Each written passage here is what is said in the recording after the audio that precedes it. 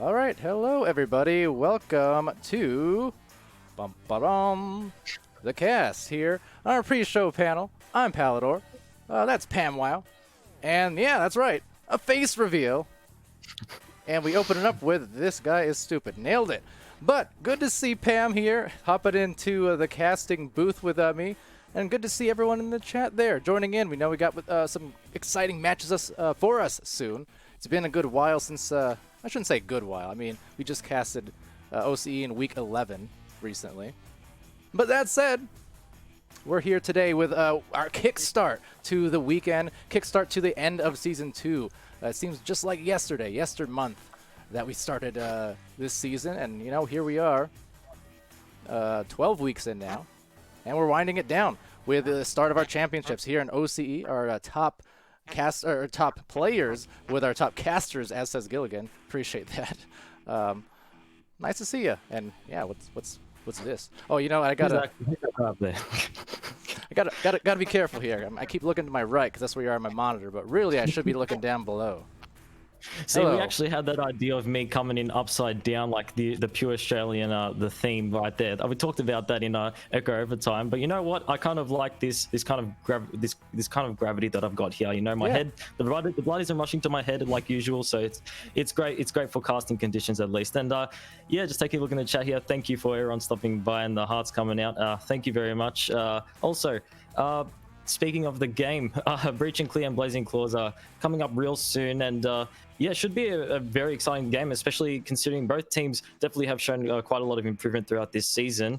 But yeah, as well as this, Mozzies and Pineapples also going to be heading off in this first round. Meanwhile, Leviathan and the Four Horsemen both securing that top 2 position, so they're going to be only meeting us here in the second round. But yeah, and yeah, but as on the topic of Leviathan and the Four Horsemen, I mean, wow, like the amount of things that have happened within this season for this region specifically, just the last game that we saw last week with Leviathan and the Four Horsemen who neigh.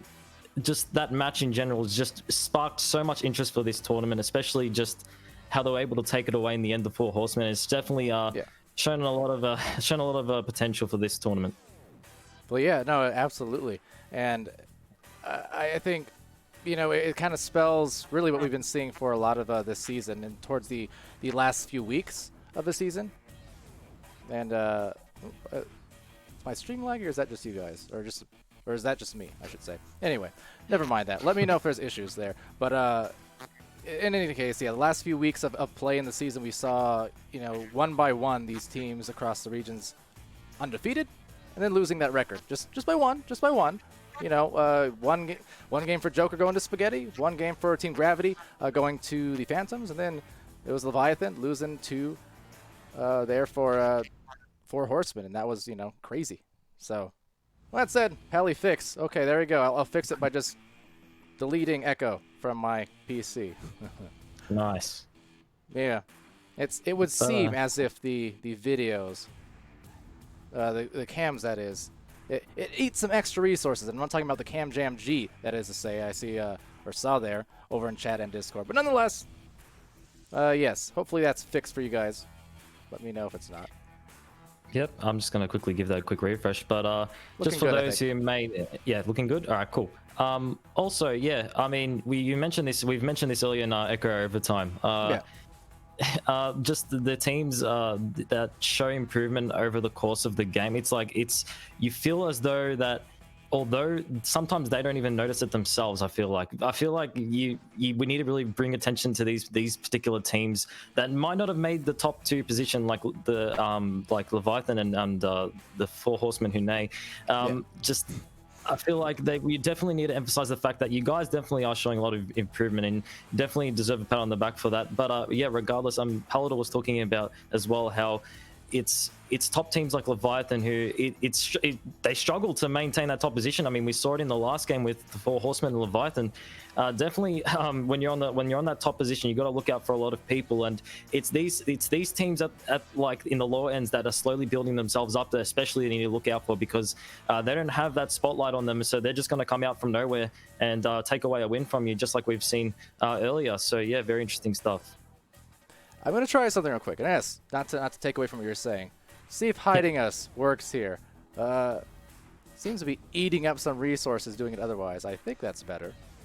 It's okay. I was tired of seeing my face anyway. It's all good. I'm tired of seeing your face too. We just got done with the face reveal, and already yet we're. All right, Polly, if that's how you feel, I'm just gonna head off. Good stream. I hope the game goes well. Yep. See you guys later. Yep. Yep. See you later. All right. Well, yeah. It's been, for those who haven't tuned in though for these past a few weeks here, or past few couple months really. It's been the case of, I've been calling OCE kind of one of the better kept secrets of Echo, in the sense that these streams are always interesting. Okay, they get fun, they get crazy. You see, on one hand, you see some steez, you see some dancing, you see people breaking out the moves, the spins, the dusties.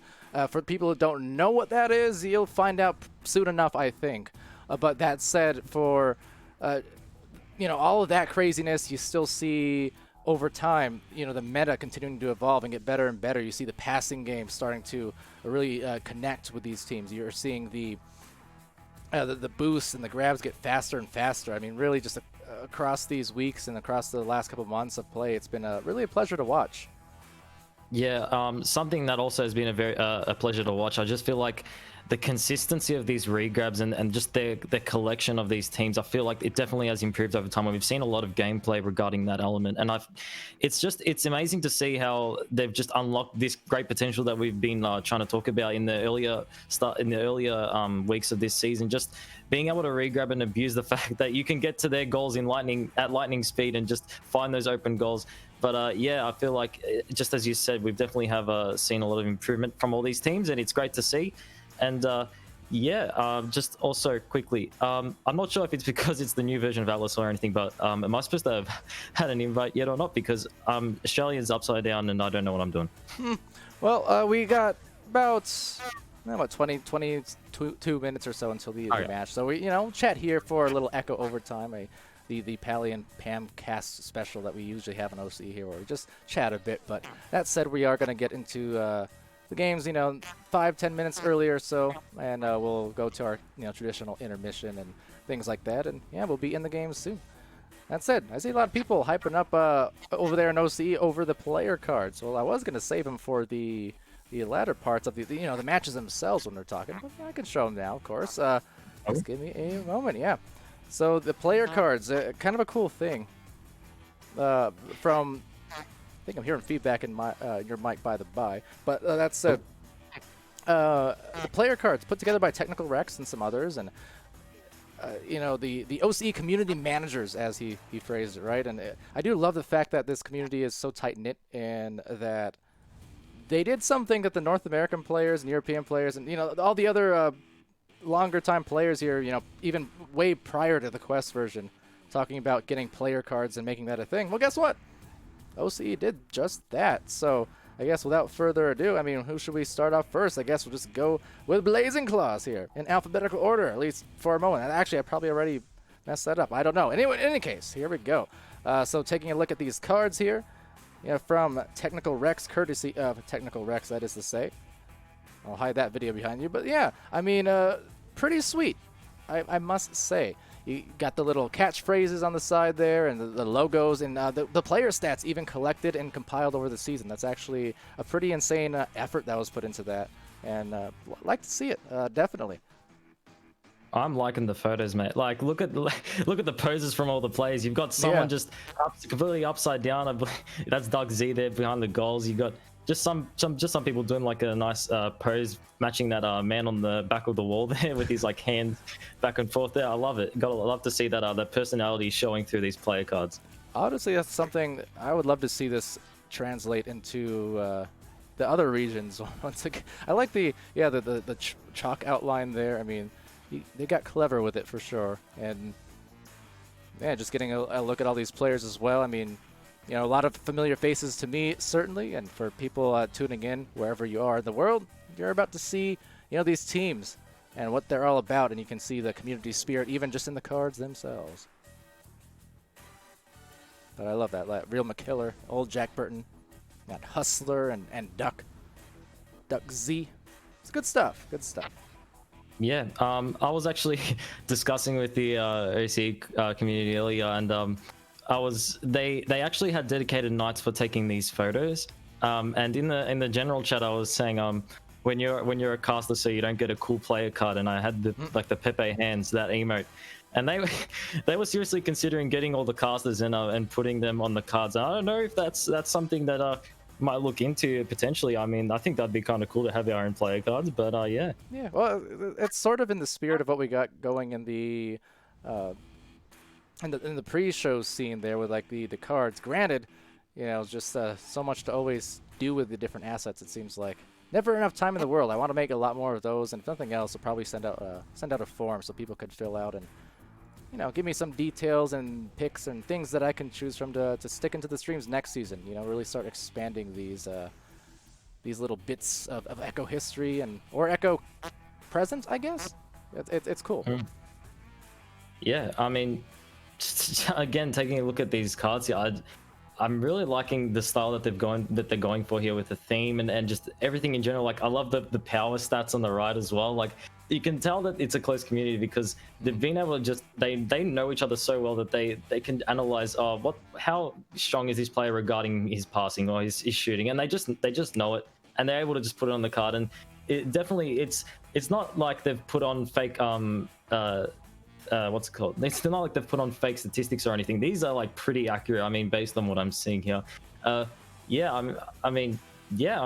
what I'm just noting that it's great to see how they're definitely putting a lot of their own personality into these cards, and it's great to see. And the chat's certainly hyped to see it as well. Some yes sir is in the chat there from Cool Ghost, and yes sir. Yeah, Breach and Clear's cards here. See Luigi Logic, Soggy Bunning Snags, and Sergeant J, Agent Victoria, Silver Ridge, Bloomy Shots. Got the whole crew once again. Got the poses, got the stats. It's pretty swell. On to the next one. Let's take a look at how about Mozzie's here. See what Mozzie's. their cards got for us. There you go. The blood suckers. There you go. Yeah, exactly. The mosquitoes, as is well, I think beating that horse to death, but never know. Some people might not have heard it the last 5 times I said that a Mozzie is in fact a mosquito. Always learning things here. I like their logo quite a bit, and I like these players quite a bit more. Real Panda, Richest, Slamish, Pix, Flying, Liam, Cabbage Wrecker. It's fun watching these guys. So what's your take on the Mozzies? I mean, just like all the other teams in the OCE region, I feel like they definitely have shown a lot of improvement, and it's going to be interesting to see how well they do against Pineapples. I mean, they do have a history of victories over Pineapples, which is always promising to see. You'd assume, but Pineapples as well, they definitely have shown their own form of improvement as well over time. And yeah, I mean, the Mozzies definitely are a promising team. I feel like they were third. They were third, just underneath the 4 Horsemen there. But yeah, they definitely have done well. But I feel like they're on equal level as Breach and Clear. But hey, I was proven wrong last week when I felt like assuming the victor of the game. I feel like Mozzies and Breach and Clear, it will definitely be interesting to see if they do end up somehow playing up against each other. But yeah, although it might not happen, they are very alike teams, may I say. And I feel like they do have an equal skill level, but they both have shown a lot of improvements. So yeah, I mean, looking at all these players here, I've played a lot with a lot of these players here, just in general. So I definitely know that I can see how much effort they're putting into these games and this tournament in general. So a lot of potential. How about how much effort that Pix is putting into that dab right there? I'm just noticing that. Oh my! Well done, well done. Tech Rex actually said in the general chat, no, I want some strict, just crossing your arms like the real Ponda has done there. Just strict crossing your arms, nothing else. That was short-lived. No. Look, okay, we back at, for the LAN events that we did with VRL before, that pose is so heavily ingrained in the community. Some people, see my profile, my avatar, and things like that. The whole cross-armed, gamer pose and stuff. Man, in later seasons, they let, for instance, Team Joker, and they let them do their own things. I asked before, I was like, man, this pose is boring. Can we be more personal about it, give some personality? And they're like, nope, cross your arms and look at the camera. So you know what? I like the style being thrown into these ones. Definitely shows you how stubborn us Australians can be. I mean, look, just that rule was broken in an instant of around 5 minutes that lasted for, and then we've had all these players doing their own individual things and their own stunts, and it's great to see as well. I mean, mentioned it earlier. Shows your personality, shows how good your dab is, and that's just moving on to the next set of cards here. Palidore puts them on the screen. Pineapples. Now, so Pineapples are a team that, well, we're not going to see them today.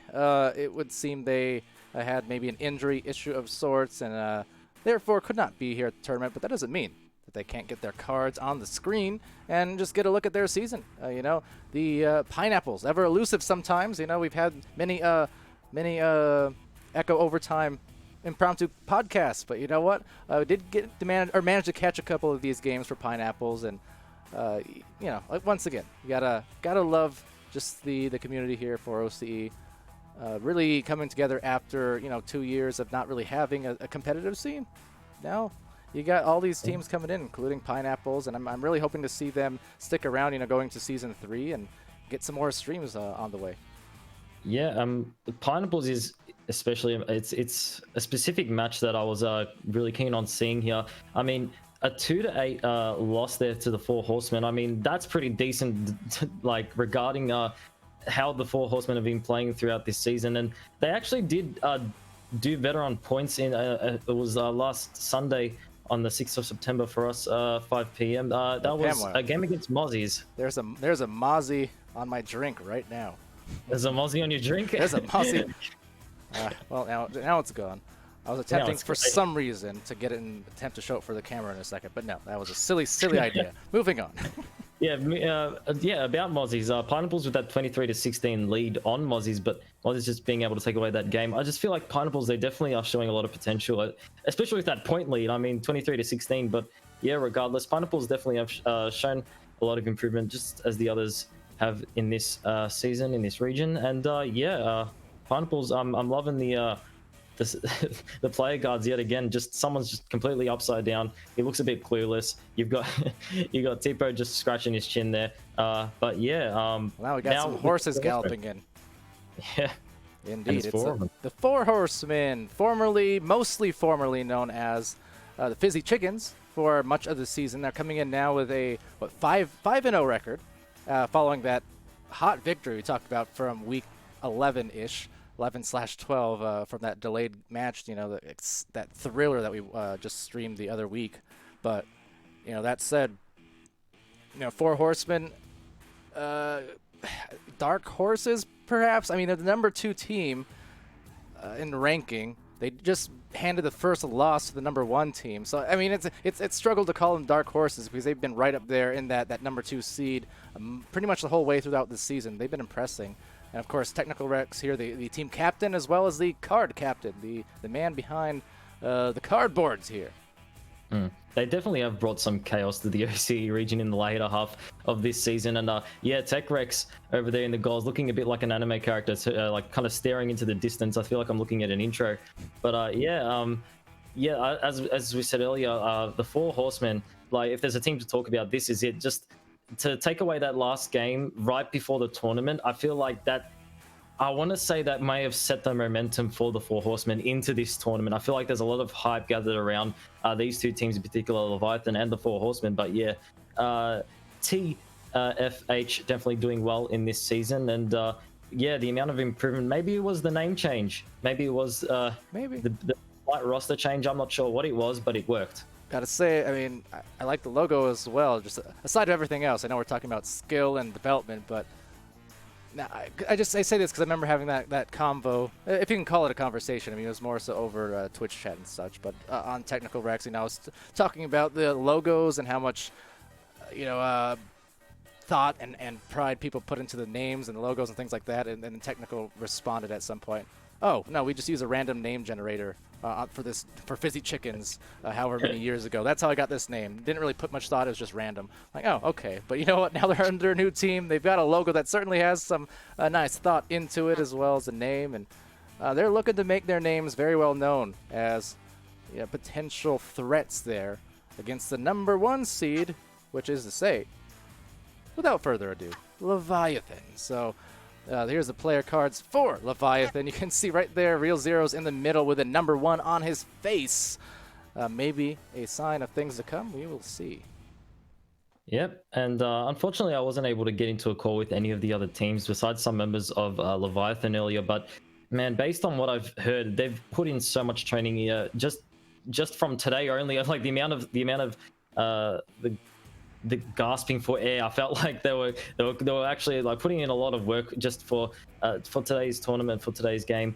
And I mean, rightfully so. I feel like they definitely, as you said earlier, the Four Horsemen definitely are posing quite a great threat here. So it's great to see all teams are definitely training hard and improving over time. And Leviathan cards, I'm liking the light blue theme here. And I mean, obviously it's fitting to the logo, but I just like the light blue theme in general. Everyone's kind of got their own emotes that they're taunting that they have. I really like that kind of a style, and the Real Zeros with his number 1, which is I'm assuming is what Leviathan will be aiming for, hopefully.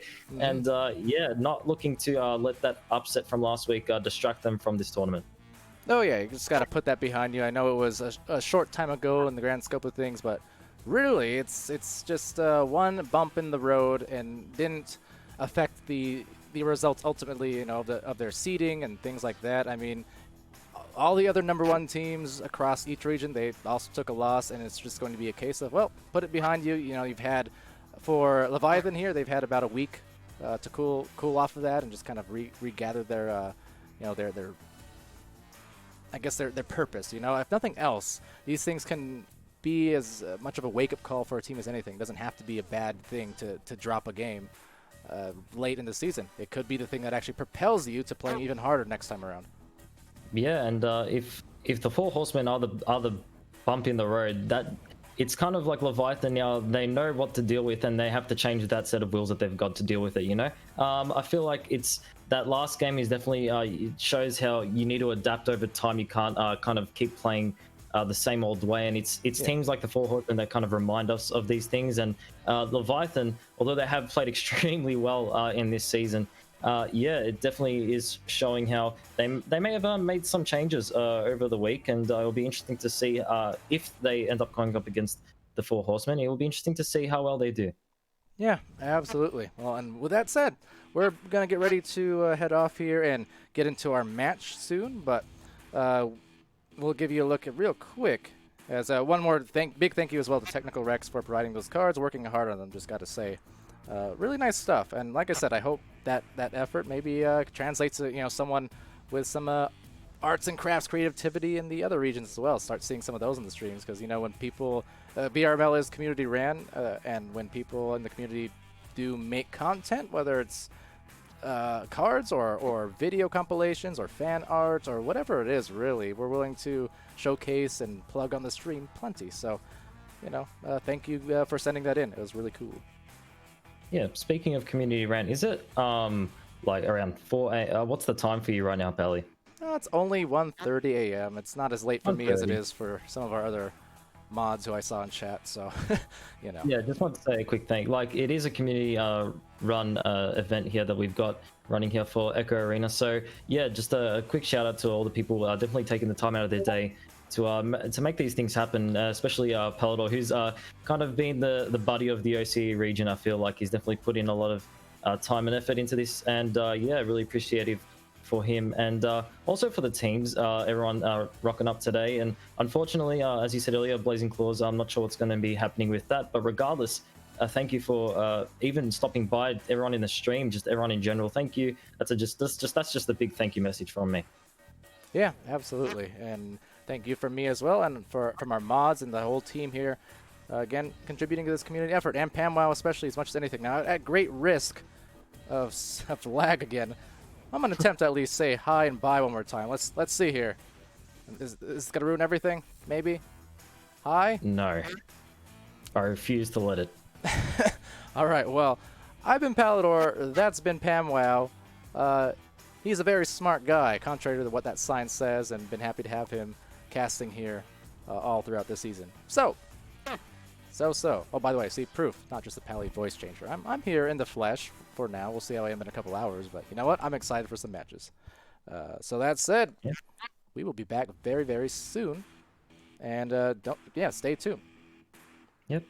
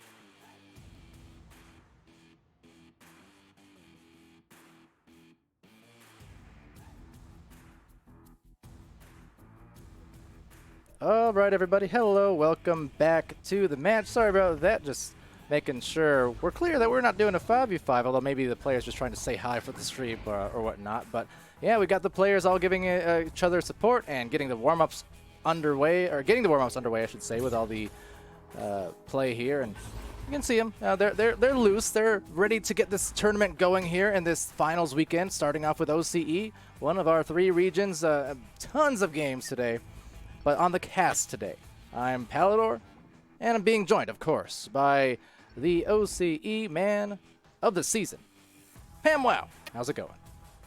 Oh, I'm going great, and hope that everyone is doing great, because what a great game we've got here. I mean, Blazing Claws and Breaching Clear definitely are 2 teams that have shown a lot of improvement in this region. But yeah, it's going to be an incredibly exciting game, and you can definitely hear the excitement within the comms of these 2 teams, especially in the pre-game lobby. Just a lot of, especially a lot of exchanged laughter, which I found that it's found important, because you got to be loose in games like this. You mentioned earlier they did seem loose, and I feel like that's exactly what they are. So that's great to see. I feel like you do perform a lot better when you are not under as much pressure as you'd want to be. So yeah, definitely good vibes.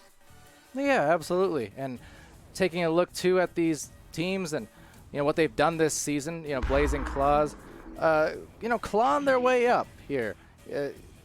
Mentioned, despite getting out to a slower start to the season, they picked up a win, and they had some 3-round series there towards the last few weeks, kind of reminiscent of Galaxy from last season in VRML and over in North America, where the improvement is definitely visible. It might not reflect in the records right away. It doesn't mean that it's not there. I can absolutely vouch that these teams are getting better by the week.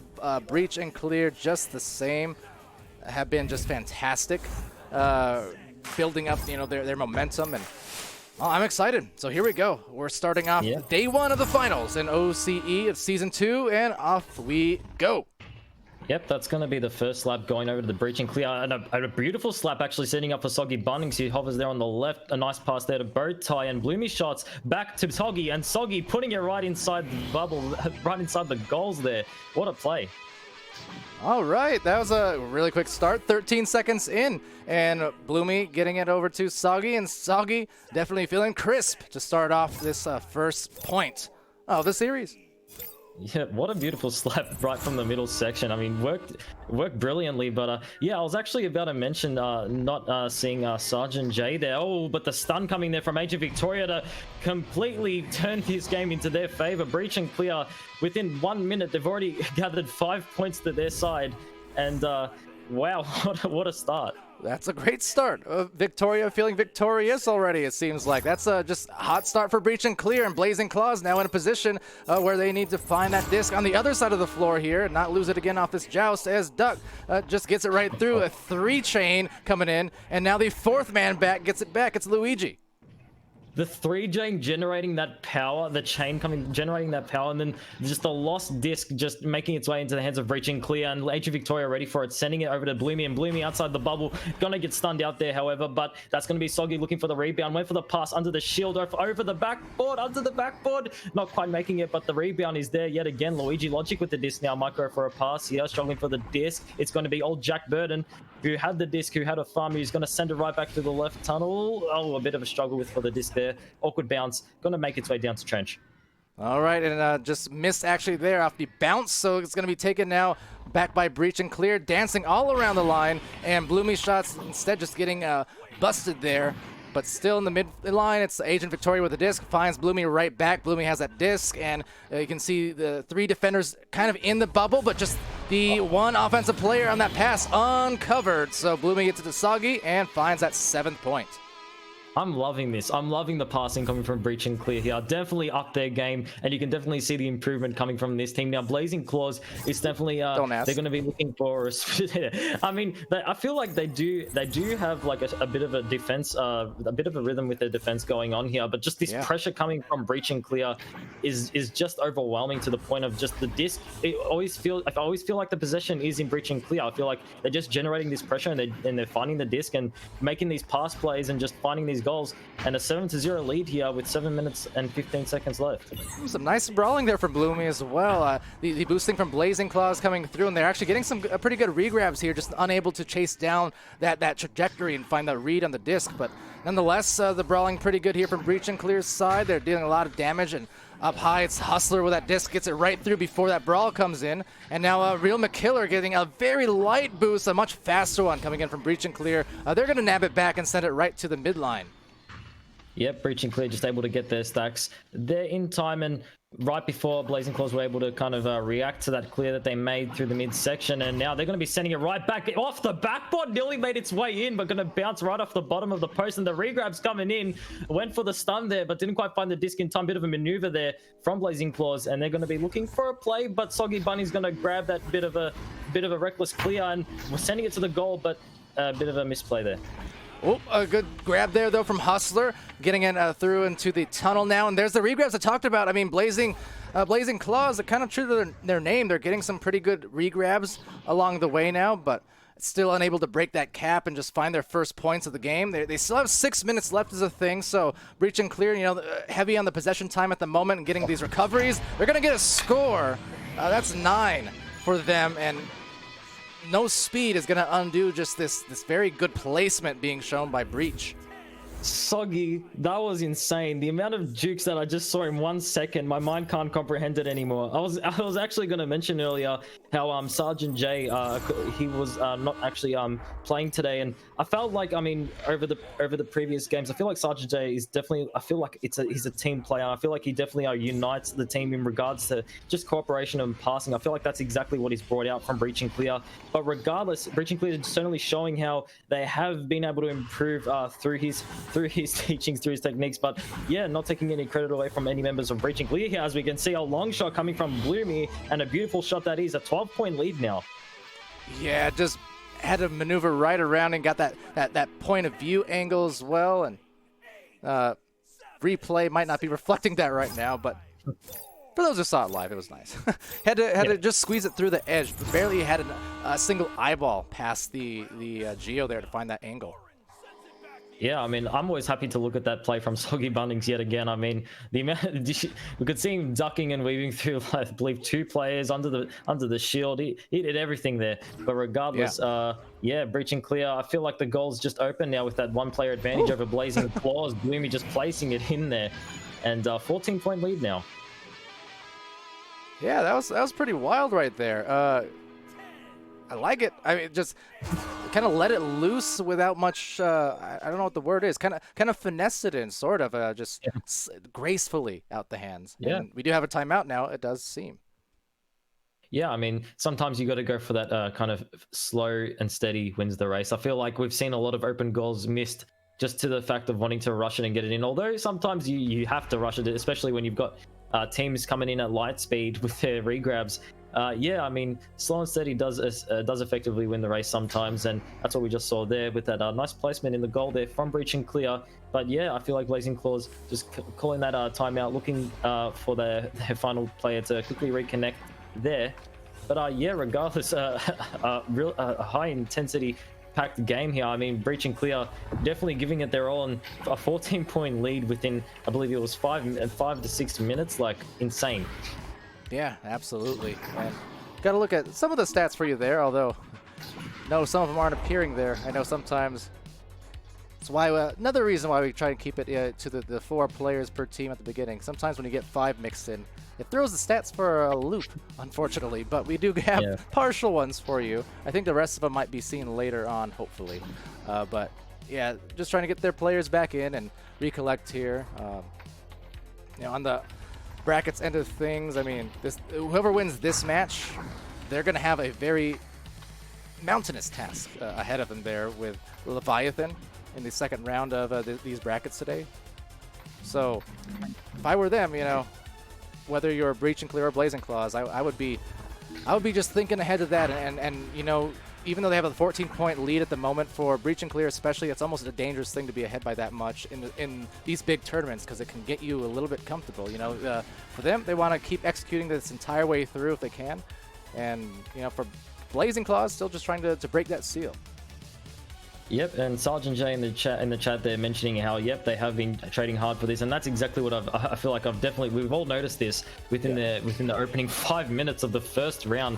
Like the amount of the passes, like I feel like it's just kind of turning Blazing Claws into a bit of a more easy opponent. I feel like just being able to pass and find their way around all the players, they're just finding these goals, and Breaching Clear definitely doing well. So yeah, props to you, Sergeant, and your team, Breaching Clear. But yeah, I actually heard in the warm up there were some words about having a bit of like a lineup in the middle, and they were going to do the anthem, and they were going to do that whole presentation, which is I think why there was a bit of a stat issue here. I feel like they were going for something there, but I thought they were maybe going for something. It wouldn't be unheard of. I mean, it's not a problem or anything. Just I do have generally the comms muted for the stream and for the benefit of just being able to cast, honestly. But yeah. Especially when the comms are open, so it gets hard to hear. But if there is like something that you want me to unmute for, let me know. I can unmute at any point. Yeah, they were debating it, but they just decided to quickly head into the game.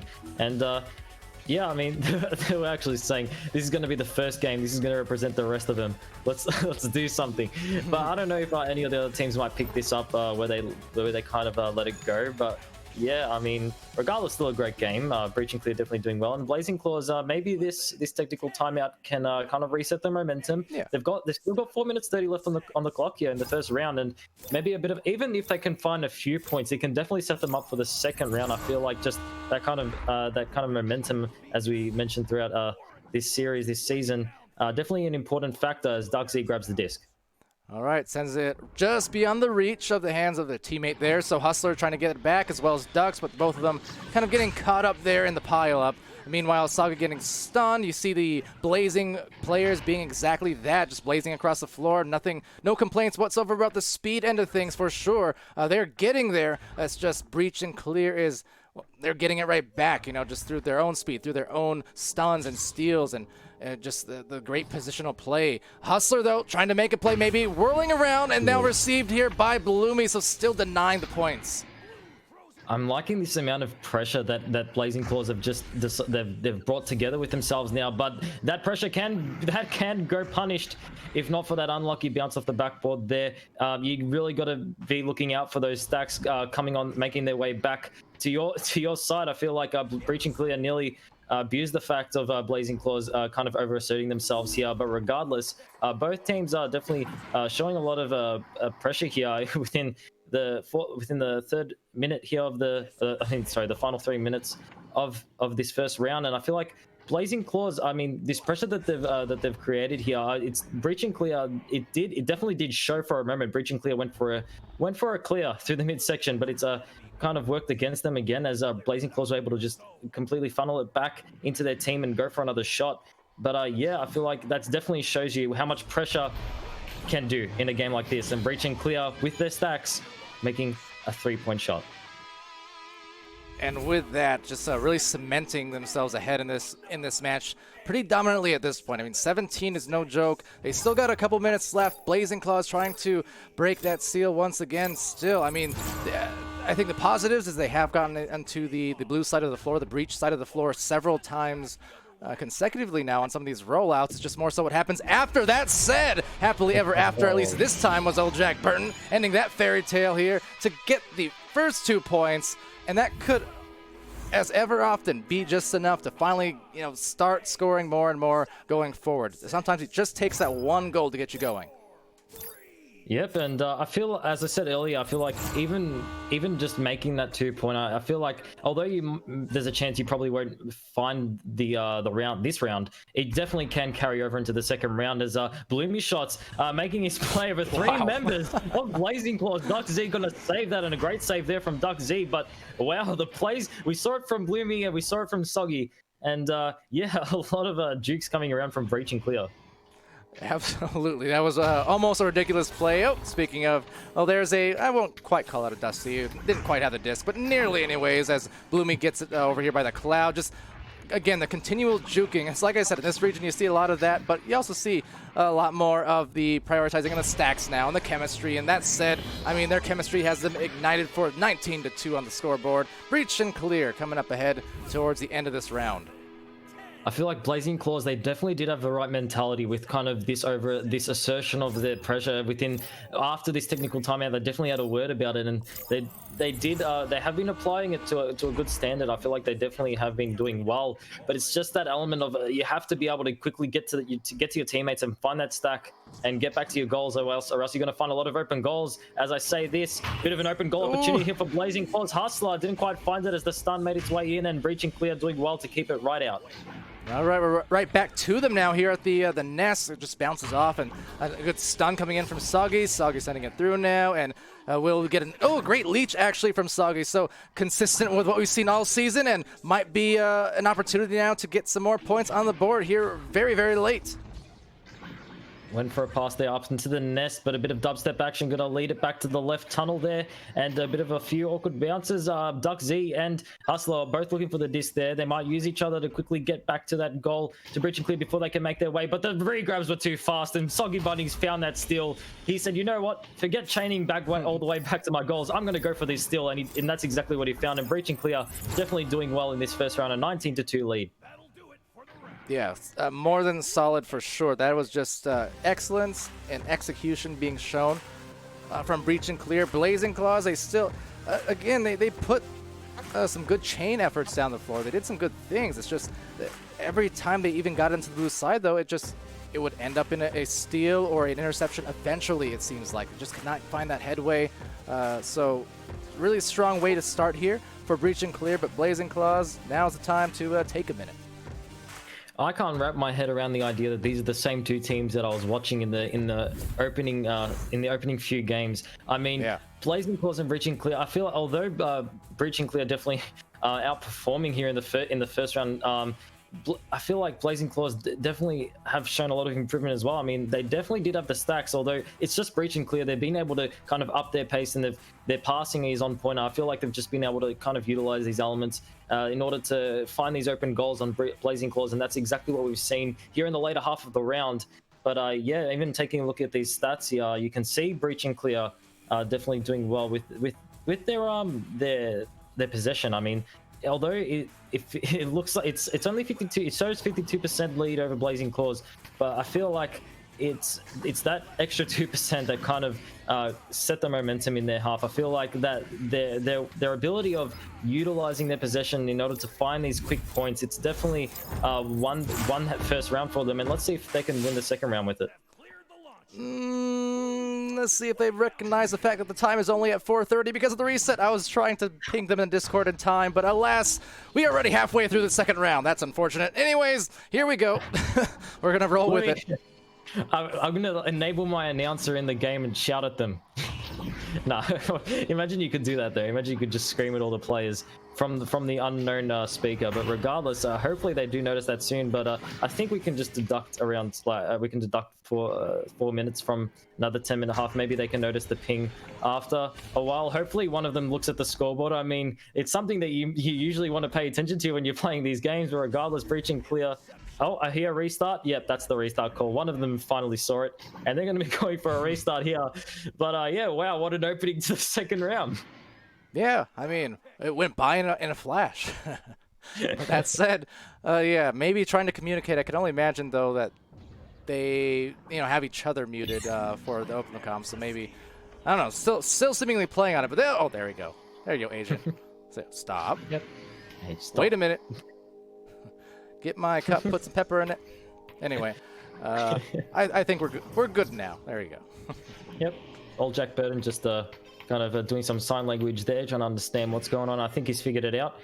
They're calling for that timeout there, and they're going for that rematch and setting it back to 10 minutes. And they got a bit of a feel of each other in that opening minute. Kind of a lot of action coming in within that opening minute. So I feel like Blazing Claws certainly coming in blazing because that hasn't been said before. And Breaching Clear definitely showing. I feel like a lot of aggressiveness in this second round. I feel like it's less of that controlled passing that we saw in the first round. I feel like there's just been a lot more aggression in this second round. Well, speaking of aggression, aggressively leaving the game now. So are we maybe seeing a? I know one of the players had a rather high ping, so let me know if you hear anything in the open comms about what's going on with that. So Yeah. I guess on that note, an actual timeout. By the way, on that pun attempt, that was absolutely clawful. Yeah. Okay. Well, it's clear that I'm not really good with these puns, and You breach, I teach. okay. All right, I'm gonna stop. All right. I can't keep up. Anyway, yeah, I feel like Blazing Claws. They've had a few dropouts this game, which is obviously not what you want to see. But yeah, I mean, not gonna take away any credit from their members though. I feel like Blazing Claws definitely they've done well. I mean, the points tell a different story, but I mean, the plays that we've seen, I feel like they've done well to keep out a lot of their goals. I mean, Duck Z, he found like a brilliant save there from Soggy Bunnings and Bloomy Shots, actually. Duck Z definitely did well in the goals there. And the pressure coming from Old Jack and the Hustler. And I feel like all players definitely of Blazing Claws definitely have done well. But yeah, Breaching Clear, if they're able to maintain this pressure and these passes, this possession that they've shown in this first round, I feel like they will be able to take away another round. Yeah, I mean, we'll see. Hopefully, we can get enough players back in the game that we can see that conclusion here.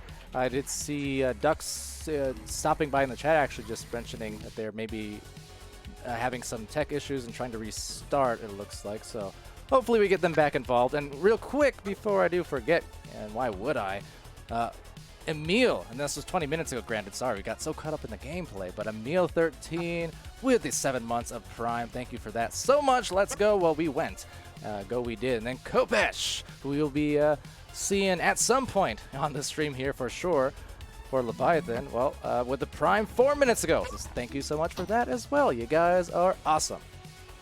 Yep, as we mentioned earlier, it is a community run event here that we've got here. So I feel like every contribution, even when you're just watching the stream, everything that you guys do definitely does help us out a lot, and it's great to see. So thank you very much for those of you who are watching, and for the subscribers and the Twitch Prime givers. And yeah, just going to be waiting for the final member of Blazing Claws to reconnect here. But yeah, I feel like having a bit of a Echo Overtime flashback here. Yeah, a little bit. That's okay. It's nothing too out of the ordinary. We can do these things. But I mean, we got 3 of the 4 players back for Blazing Claws, and again, next round of the brackets will be due to kind of the default in the first round between Mozzies and Pineapples. Pineapples unable to compete today, unfortunately, so will be Mozzies moving on very soon to face the 4 Horsemen, which will be planned here for this stream. The winner of this match, Breaching Clear and Blazing Claws, will go on to face Leviathan in the second round of the brackets. And then this is a double elimination tournament in both of all 3 of the regions, OCE, EU, and NA. So still chances to come back at some point or another. But yeah, just a lot of good stuff ahead. And as far as OCE goes, with these 6 teams or 5 teams in this particular tournament, as the case may be, we definitely will get all the teams streamed over these next couple days, it would seem. So silver linings in that, but of course would have been great to see the Pineapples competing just as well. Yep, and also it will be interesting to see. I feel like Breaching Clear, they have taken away with this first round. If they can take away this second, they will be proceeding on to Leviathan. And what a game that will be, because I feel like Breaching Clear, they definitely have put up a fight against Leviathan before. And with the improvements that I've seen from Breaching Clear, I'd say that they definitely are in the running for the first place position. I mean, Breaching Clear, the amount of improvement that I'm seeing from this team is just outstanding, and it's definitely great to see. But yeah, so Breaching Clear, if they can take away this game, they will be moving on to Leviathan, whereas Blazing Claws may meet Pineapples in the first round of the losers bracket, I believe. Well, that's assuming they Pineapples. Am I mishearing? It is pretty late, but Pineapples are not playing in the tournament, as far as I know, unless you know something. Oh, okay. Yeah. Sorry. I thought they weren't playing for that one game because they had technical issues, but it's the whole tournament. Okay, I got you. Yeah. There was couldn't get the enough roster members, I believe, due to one of the players getting injured or something of that sort, which of course well wishes Yeah. the Pineapples players, but yeah, so Yep. we'll Well, just be, I mean, it's still double elimination, so regardless we'll still get more matches from whoever, does happen to drop these games, but we'll still have Mozzies and Four Horsemen, Leviathan, and they've yet to be seen, but will be soon. Yep, Mozzie's just going to be opening up with a nice calming by there as Blazing Claws, recovering Hustler. Was a bit of a hustle to find him, but regardless, they found him in the end. And now we will be heading into the second round here. And for those of you who may just be joining, Breach and Clear definitely showing a lot of pressure in the first round. I mean, 19 to 2 lead, and I feel like it was the first minute where we saw 5 points going to Breach and Clear, and that alone just set the momentum for the rest of the round. And I feel like Blazing Claws, they were able to find those 2 points, so I feel like if they can maintain these pressure that they have and just find those stacks and get back to their goals, because I feel like that's exactly where Breach and Clear were finding those points. If they can find those stacks and get back into the defense, I feel like we might be seeing a lot more of a competition here, but just Breach and Clear in general definitely doing well. Yeah, absolutely, and I think it's just a testament to what we've been seeing over the last few weeks. And you mentioned, Sargent was in the chat there talking about their practice as well, and how they've been steadily, I say steadily, more like rapidly improving really over the last month especially. But in any case, yeah, just looking to really cement their place here in OCE and in VRML across the regions, and looking to be that next big story. That's always the fun parts to follow about each season, no matter where you're watching, which teams you're watching, which region, and what experience level. It's just who or what team is the next big story, which individual is the next big one. I mean, you see it every single season, doesn't matter which league.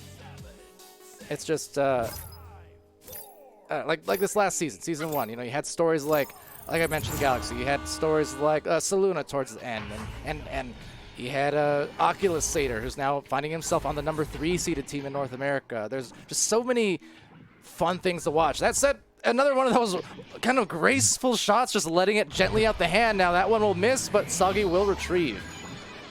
Almost looked like a bit of an alley-oop there, but yeah, just on top of what you're saying, it definitely it's these teams that you don't notice at once, or you don't pay attention to at the first sight. It's just these teams that are able to show improvement, especially given the amount of time that these players have had in this season. I mean, it hasn't been that long. Like, they haven't been developing their chemistry for like such an immense amount of time, but they've been able to establish such great team chemistry that we've seen here.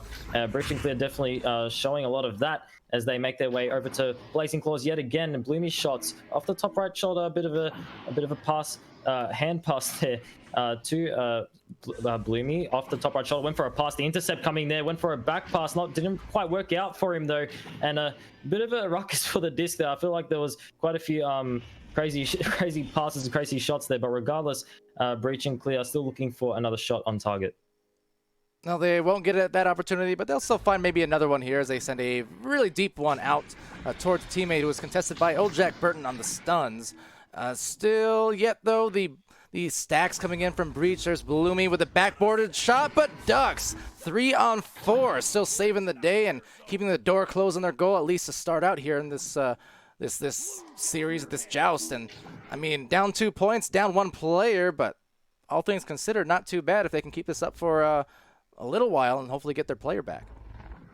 Yeah, and I'm not sure why my program is so obsessed with Bloomy shots, but I'm following him everywhere he goes. But regardless, he's definitely has been showing a lot of twists and turns, and I feel like that's great to see. So I don't mind sticking along with Bloomy for the time being. But regardless, Breach and Clear with a 2-point lead here. A bit of a soft start compared to the first round. I feel like they definitely did find a lot more points earlier as Bloomy shots. Good thing I'm following him because he just found a great stun there and went for that slap clear through the right tunnel. Didn't quite find it in the end, but found the rebound and looking for yet another clear.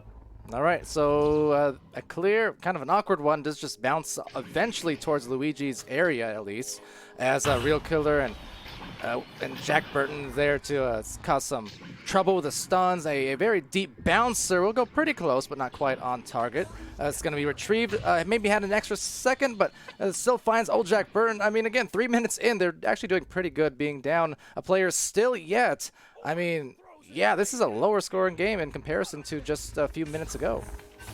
We actually saw this with Leviathan and the Four Horsemen. I feel like Four Horsemen were down one player at one time, and they were actually able to find a few points. Like, I feel like when you're one man down, you definitely want to go for that kind of turtle in kind of play. But I feel like it's teams like Blazing Claws, when they're a player down, they go for those aggressive plays. They do not want to give up just yet, and they've already had a technical timeout here. So that one man down that we've frequently seen is definitely not going to help them out regarding the outcome of this round. But regardless, Breaching Clear with the here, hedging Victoria for the play there, but got stunned out. And a bit of a struggle for the disc there in the bubble, but Soggy going to collect it in the end and send it in. I was just excited for the Dusty. It was there the first attempt. Second one, not quite there. They do get the goal, however. It's 4 points in 4 minutes, so still yet less efficiency being had there. And also apologies on the delayed replays. Weird. But at least you got a good look at the save on that last play, so that's something. And what else is something? I feel like Breaching Clear, I think they had like three-man stacks coming to Blazing Claws in the beginning. And I feel like they've kind of let go of that strategy for the time being. I feel like they're playing a bit more cautious. They don't want to find any more counterattacks, because I feel like Blazing Claws, they definitely do have that ability to find some pressure and send it back to Breaching Clear's side. So they're playing a bit more safe here, and they're finding those passes, unlike what we just saw then with Duxie collecting that and sending it back through the middle. But with no follow-up, it's definitely going to be hard for Blazing Claws to collect the disc and find a response.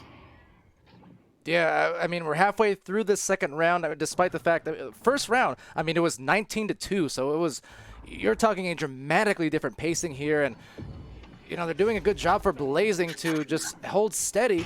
That said, that was almost unsteady as it went very close to the goal, and still might yet, because Luigi is there with a stun, a grab, just bounces it over to the general area of Bloomy. Bloomy's going to take it all the way into the goal. There's 6 points now.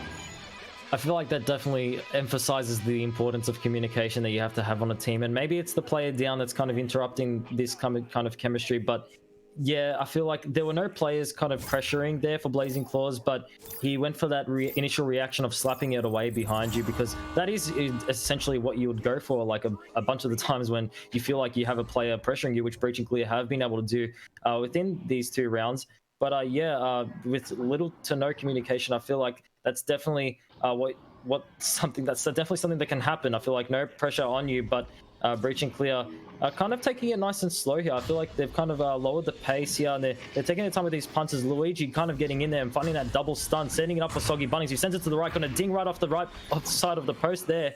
And Blazing Claws doing well to get it right back out. Well, this is what I talked about a little bit earlier, too, though. It's kind of dangerous, and I see actually Chad even mentioning the same kind of thing, as now it drops to a 3-on-3, apparently, but still could be not the greatest thing for Breaching Clear, because this still takes away from the good rhythm they have. Even if they win this round of this series, regardless if it's by 6 points or 20 points or what have you, I mean, they're going to be a little bit off on the whole flow of their game, I think, going into the match versus Leviathan, if that's indeed what happens here. Yep, I mean, as you said, it's a big match coming up with Leviathan, and I feel like maybe conserving that energy is it's a bit of a smart play. But if Blazing Claw is able to find anything here with a play, which seems unlikely, as Soggy Bunnings just places that disc inside the goal, an 8-point lead now for Breaching Clear.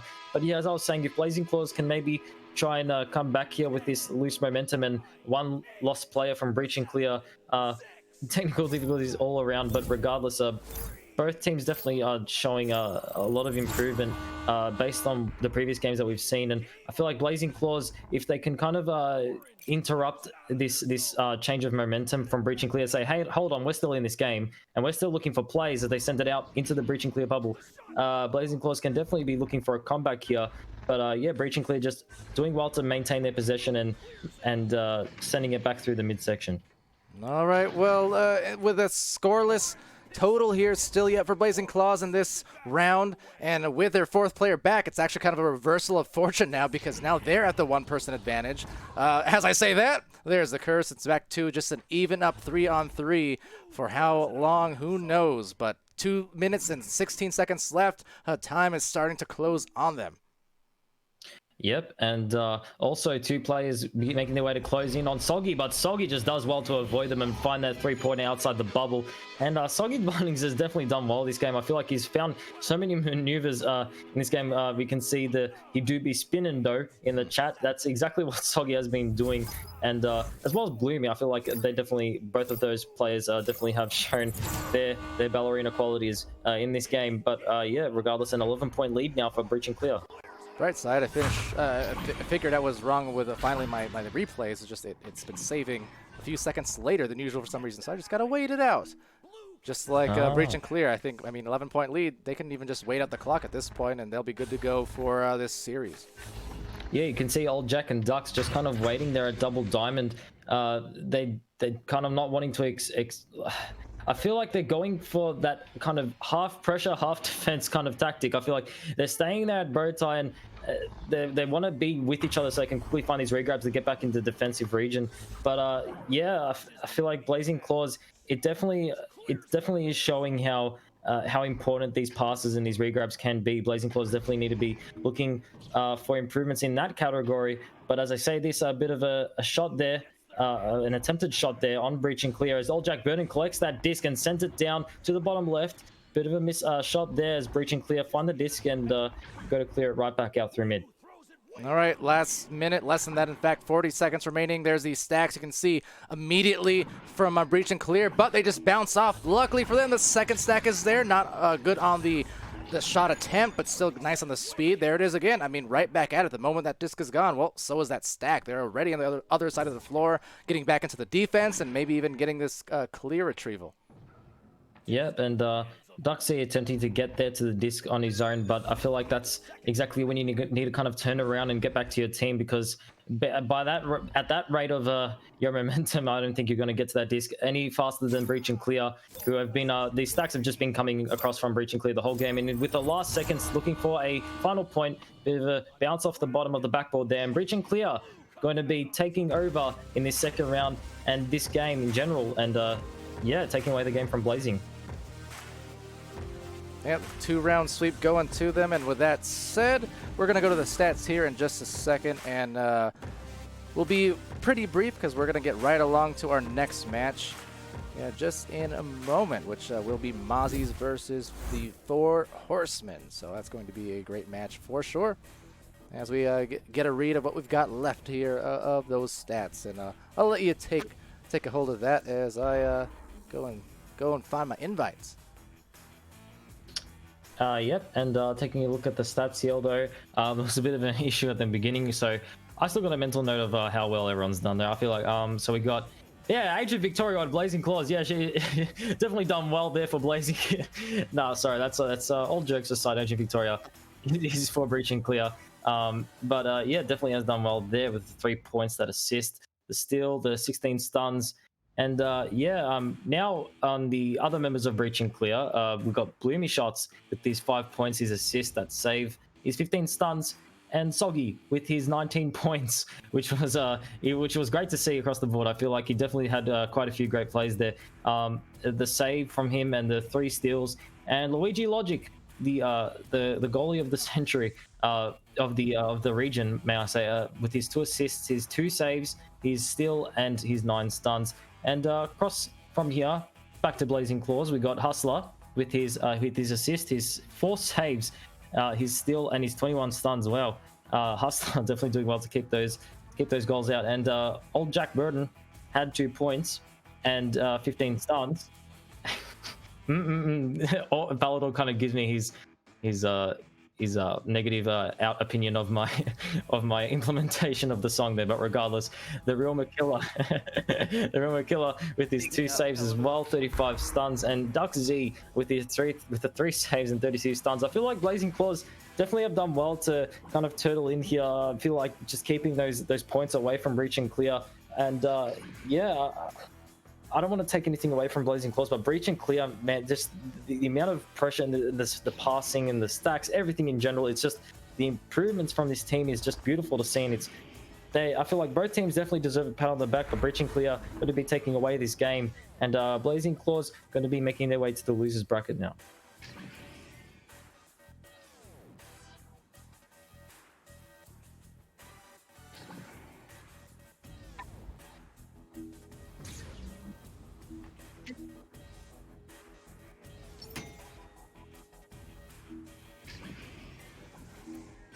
See ya.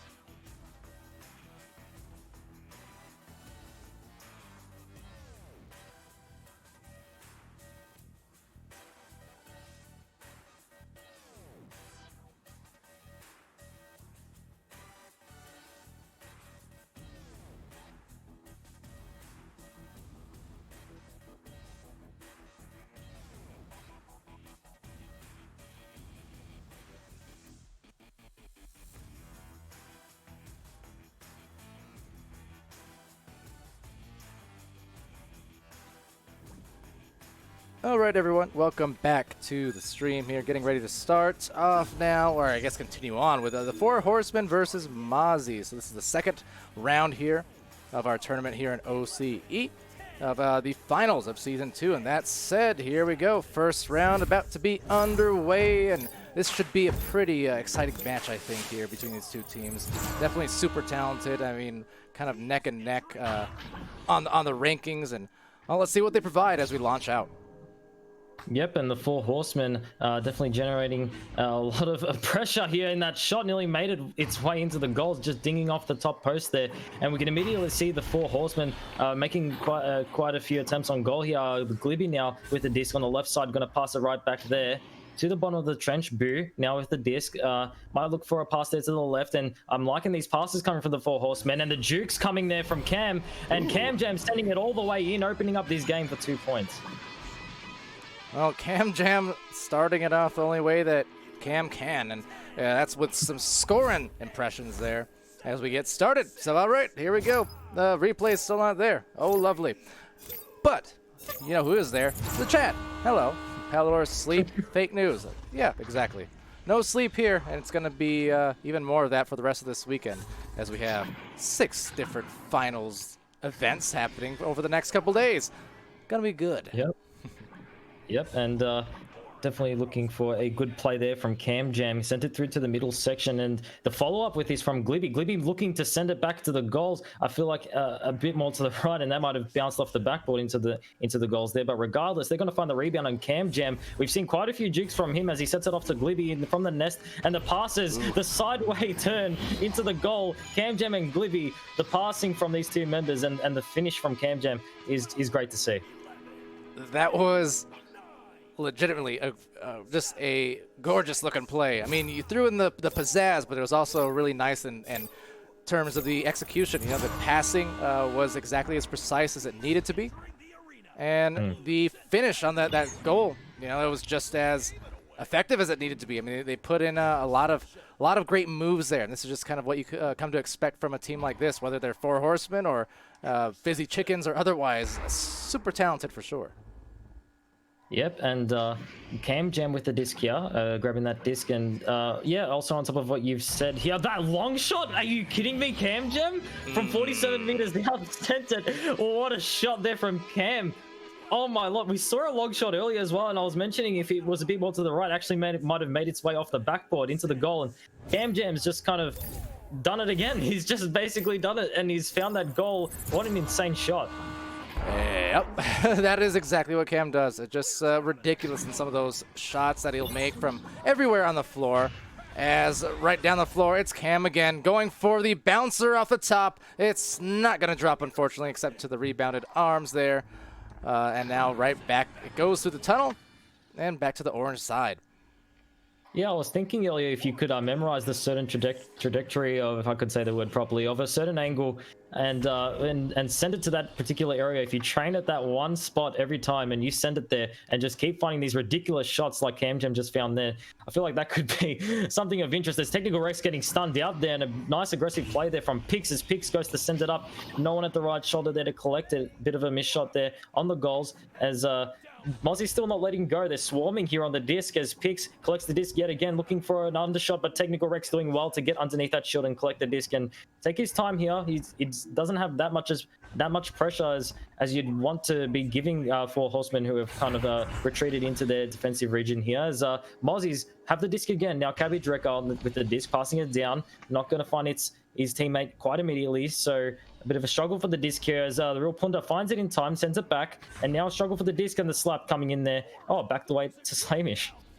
All right, so still, I mean, scoreless for them at the moment for Mozzies, but could change at a moment's notice, especially as they try and gain control here. That said, just a slightly out of control pass, but it will be taken right back by Pix. Now gets the pick in D, but not picture perfect on the shot. It will be sent right back to the wedge as it's taken by the trap by Glibby.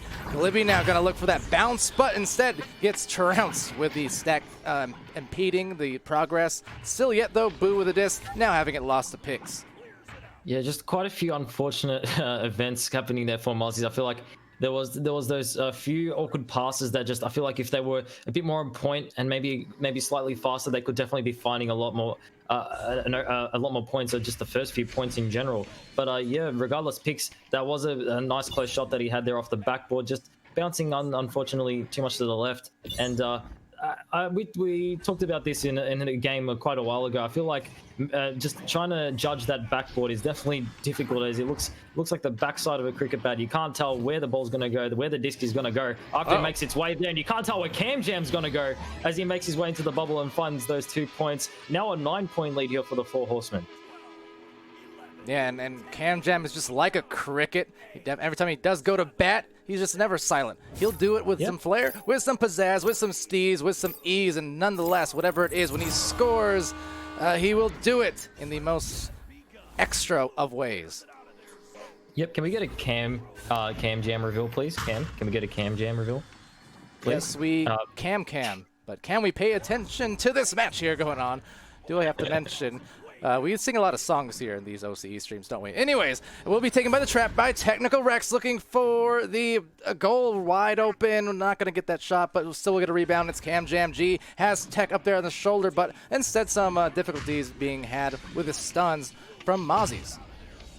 Yep, and now I feel like Mozzie's, they have the right idea. I mean, the stacks are there, the passing's there. It's just, I feel like the Four Horsemen, I feel like their passes are just a bit more direct, and the stacks are coming a bit quicker there. Yeah. And the Four Horsemen, they just seem a bit more in control. But Mozzie's, the plays are 100% there, and I feel like Mozzie's definitely have shown a lot of improvement, as well as Cam Jam with the disc from the trench, moving to the right side. They're taking their time. Nice little drop of the pass there. I like that to avoid Pix, but Pix still not letting go of his pressure there. But the toss making its way to the left side just on time, as Pix was actually about to quickly steal that disc.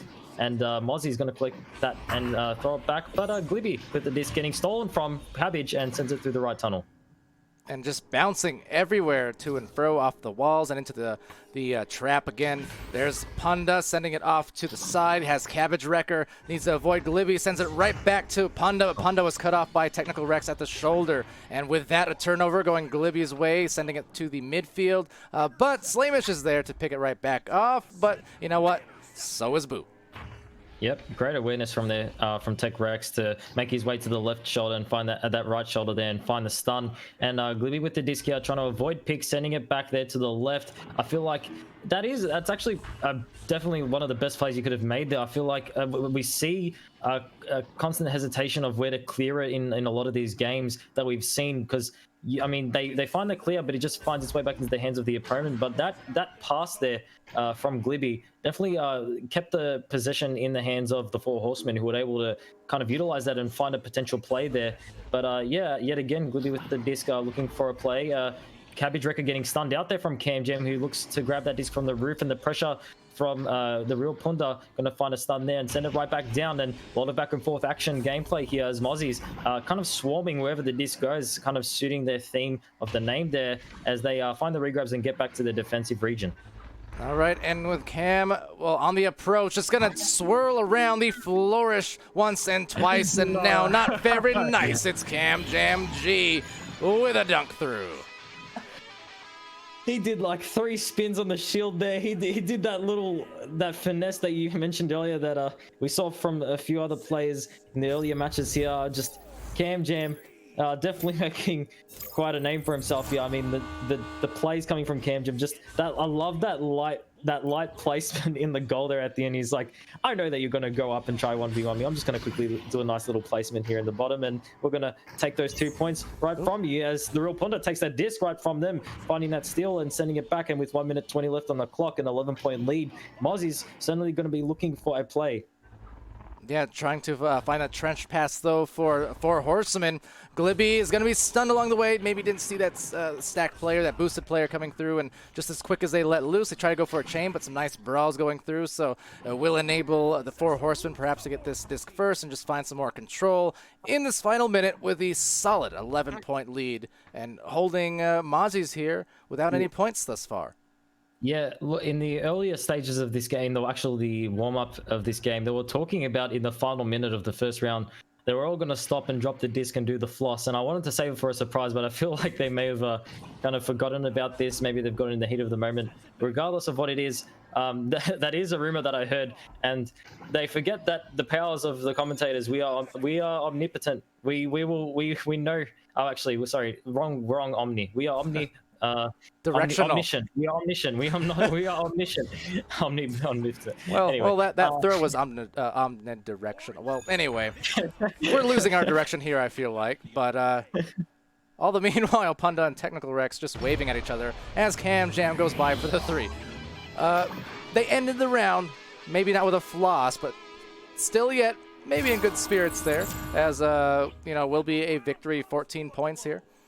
And on to round 2, but a success to start here for Four Horsemen. I really I'm liking these plays coming from Mozzies. It's just, as I said earlier, the passes definitely need to be on point, and you need to be able to kind of in situations where you're under pressure, you need to be able to make the most effective decision. Just like as we saw earlier with Glibby, I mean, he was being pressured by a few members of Mozzies, but just taking that time to say, I'm not going to go for a bit of an extreme clear here, which it might just work against me. I'm just going to send it off to the right here. Although it's not like going away essentially from the bubble, it certainly will work for us in a more effective manner. And I feel like that's definitely something that Mozzies can look to be doing. But regardless, Mozzies definitely have done well. I feel like in the first round, although they haven't found any points, I feel like the plays definitely have been there. And it's just being able to execute these plays. It's just, that's the manner of concern here for Mozzies. Sorry about that. Yes. Just I right. thought I disconnected. No, I'm here just juggling my plates is all. But yes, so kind of similar to what we saw in the first series with Breach and Clear, Blazing Claws, right? Where you can't let one round. I mean, for either team, if you're the team who suffered the defeat there, you can't let it get to you. And just got to go into the next round executing correctly. But that said, if you're the team who won, you also can't let that be an overconfident kind of thing. I mean, this is a team, needless to say, with the Four Horsemen. They're a team with high confidence. You can see it in the way that they play, but you don't want that to get too lost in the mix of the overall goal of this tournament, these finals, which is to win. And now having it stolen away, they're still gonna get the goal at the end of it. But I mean, Glibby finding the first couple, so at least they got started off the right way. But yes, just remember these teams competing for that pride, for the glory, for a few $100 here for OCE, as well as jerseys and badges, ever invaluable. I mean, it all comes down, these last couple months, all comes down to this weekend. Yeah, I can't wait to see how those jerseys look, and especially can't wait to see how that point looks there from Glibby. We mentioned it earlier, these passes just to immediate goals. I feel like Glibby with that anchor shot just received it and transferred it immediately to that goals before the regrabs could find their way back from Mozzies. And what a play there from Glibby. I'm more shocked that wasn't Cam who shot that. That was a very that was a very glib way to start that round. So you know what, Glibby definitely feasting right now. That's another goal for Glibby. Just in the last 15 seconds or so alone. Yeah. I mean, you talked about like how overconfidence, it can certainly turn things against you. But I mean, we saw it. I feel like we kind of saw it earlier with Breach and Clear. I feel like that time that they took to just kind of settle down and keep their composure for their next game against Leviathan. I feel like although that is a smart play, you definitely have to look out, because teams like Mozzie certainly won't be giving up too easily as they go to send it out here through mid. Cam Jam with the disc now onto the left side, looking for yet another point as he sends it through to the right. Not going to bounce just onto the goals there. The rebound made its way to Glibby, but he wasn't able to find that shot on target as the steal came there from Mozzies, and a potential clear, not going to make its way back, and Cam Jam with the disc yet again, sending it to Glibby. Finds his way, jumping right off the nest there, and they're going to keep passing it back to each other here. I feel like these two players just burying these points in, and now a 10-point lead for the Four Horsemen. Yeah, buried that shot off what was a very precise pass. Again, got to be impressed and compliment the kind of passing that you're seeing being shown from Four Horsemen in between all the fancy footwork or handwork, whatever you want to call it. They're definitely showing some great team fundamentals there. Yep, and you can also see now yet again Glibby and Cam, the duo, the duo of destruction, sending it into the bubble there. I laughed at my own thought process there, but regardless, Mozzie is sending it back to the real Plunder now. He's got some pressure on him, going to send it back out. Not going to kind of work for him there as Glibby just grabs it and sends it right back in. And Cabbage Wrecker waiting for that play. Made its way through Trench, and he was waiting there under the shield, so he grabbed that one and sent it right back. And Glibby finding the disc yet again, and I feel like it's just Glibby and Cam just being able to move around the whole blue side and just grabbing the disc and finding him out of plays. And Glibby, it was a bit of a juke there, but I feel like Mozzie is actually going for a bit of an aggressive play there. And Glibby, he's found 3 jukes and 2 points. And just continuing to pile it on, now to the tune of a dozen. And we're only at, what, 4 minutes, 4.5 minutes into this round, or 3.5 rather, but it's just, it's looking a lot like the last round. And, you know, 4 Horsemen, they're continuing to just play that pace and play kind of loose, but also, I mean, they're still very decisive. And what they're doing is that shot nearly goes in, and Pix ain't happy about that one. And I don't blame him, because that was almost a beautiful looking shot.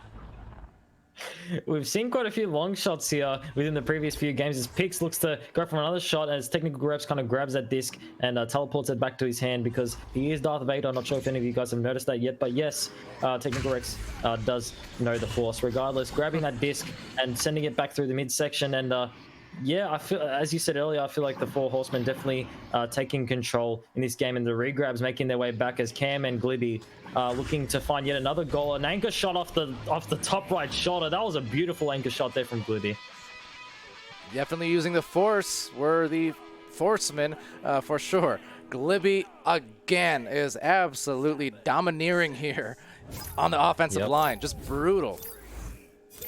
Yeah, I feel like that anchor shot was actually it was so satisfying to see because you had a member of Mozzie's going for that aggressive play, but the way he circled his anchor shot, he kind of had it like it just played around the Mozzie's defender. So that was actually quite great. That was quite interesting to see. Yeah. Regardless, though, Mozzie's are not letting go here. They've got 5 minutes left, and the real Ponda outside the bubble looking for a play, getting stolen off of Cam Jam, who sends it right through the middle. Now, can that work for them? However, as Mozzie's just going to grab that disc yet again, a bit of a few awkward bounces there, going to make its way into the midsection, and finally, 4 Horsemen able to grab that disc. Nearly made its way in the goal there, bouncing off the bottom of that post there, and Glibby, another anchor shot off the top right. So many close shots there. You could see him banging his hand on the top right shoulder. Was not happy with that miss as Glibby grabs it yet again. And I feel like Glibby and Cam just kind of dominating their attacks here. It's the spotlight's on them.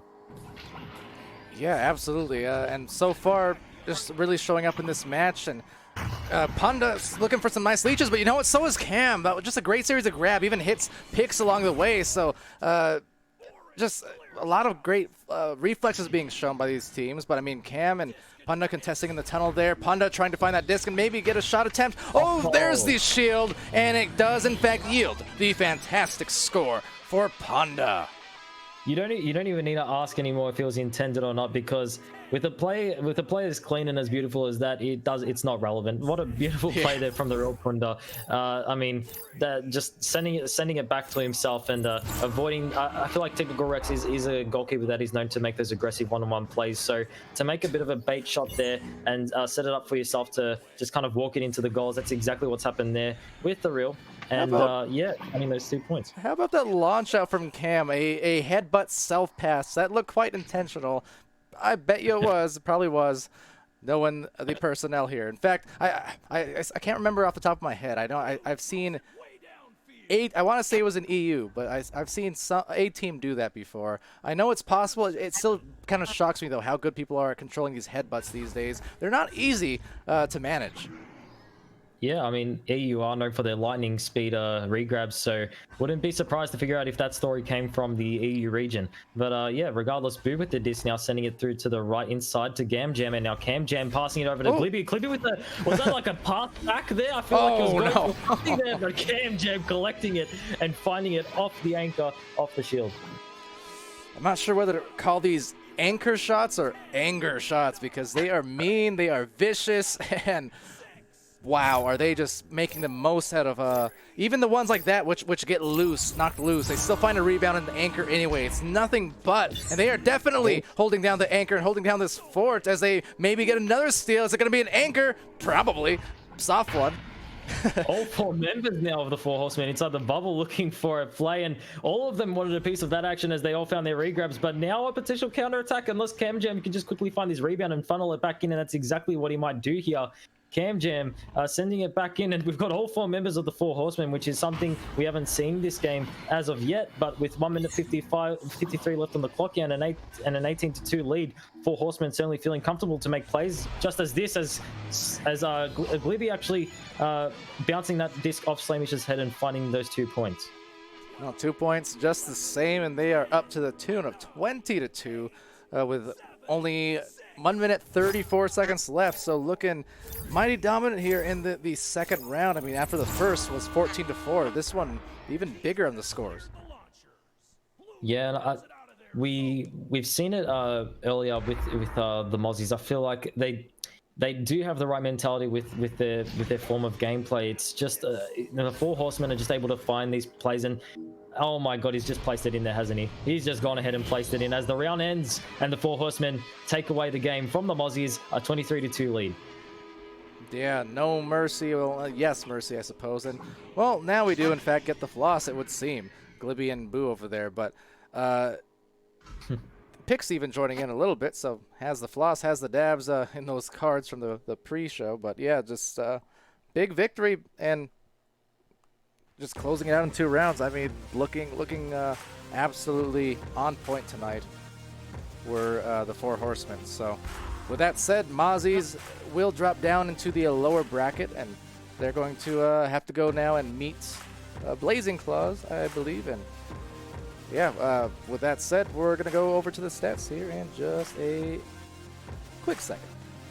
Yep, they did actually do the lineup there and shaking hands, which is always great to see. And also a quick note on that flossing that we saw there from Mozzies. I feel like I never knew it was possible to make a floss look so depressing, but I mean, they managed to do it. I mean, maybe it's the fact that you can't see their faces or anything. Maybe it's just their robots and it kind of looks kind of fabricated. But regardless, great plays from Mozzies and the 4 Horsemen. And as we get these stats up, you can definitely see how every member did contribute to this game from both teams. Taking a look here at the 4 Horsemen as we've got this thing loading up on my screen. Here we go. Boo 333 with his 5 assists, his 5 saves, and the 26 stuns. CamJam with his 20 points, his 2 assists, those 3 saves, the 3 steals, and 14 stuns. We've got Glibby with the 15 points, and just a reminder there, CamJam and Glibby just, I feel like the ultimate duo there in the attack side, and then you've got Tech and Boo to kind of back up in the defense. It's looking like quite a strong team here. Glibby with those 15 points, the 2 assists, the 2 saves, that steal, and the 20 stuns, and Tech Rex with his assist, his 2 saves, that steal, and the 26 stuns. And meanwhile, on the Mozzies side, we got Cabbage Wrecker, with the 2 saves, 1 steal, and 19 stuns. You got Pix, who made quite a few aggressive plays, and we saw quite a few close shots there that didn't manage to make their way in. But regardless, Pix definitely did well there with his 2 steals and 50 stuns. And Slamish with his 2 saves and 3 stuns. And we got the real Punda with those 2 points, 2 steals, and 12 stuns. Yeah, just big numbers being shown by a couple players there for 4 Horsemen, and Mozzie's unable to find too much in the way of scoring, unfortunately. And but that said, again, they're still going to have a second chance, and we're going to, in fact, be able to witness that second chance as they do go on to face Blazing Claws in the brackets down under. See what I did there? But over in the lower bracket, it will be indeed them facing off against the Blazing Claws next, and that will be here on the stream. So hopefully we can get teams there rearranged, and after a brief intermission, we shall indeed be back. Worry not. Yep.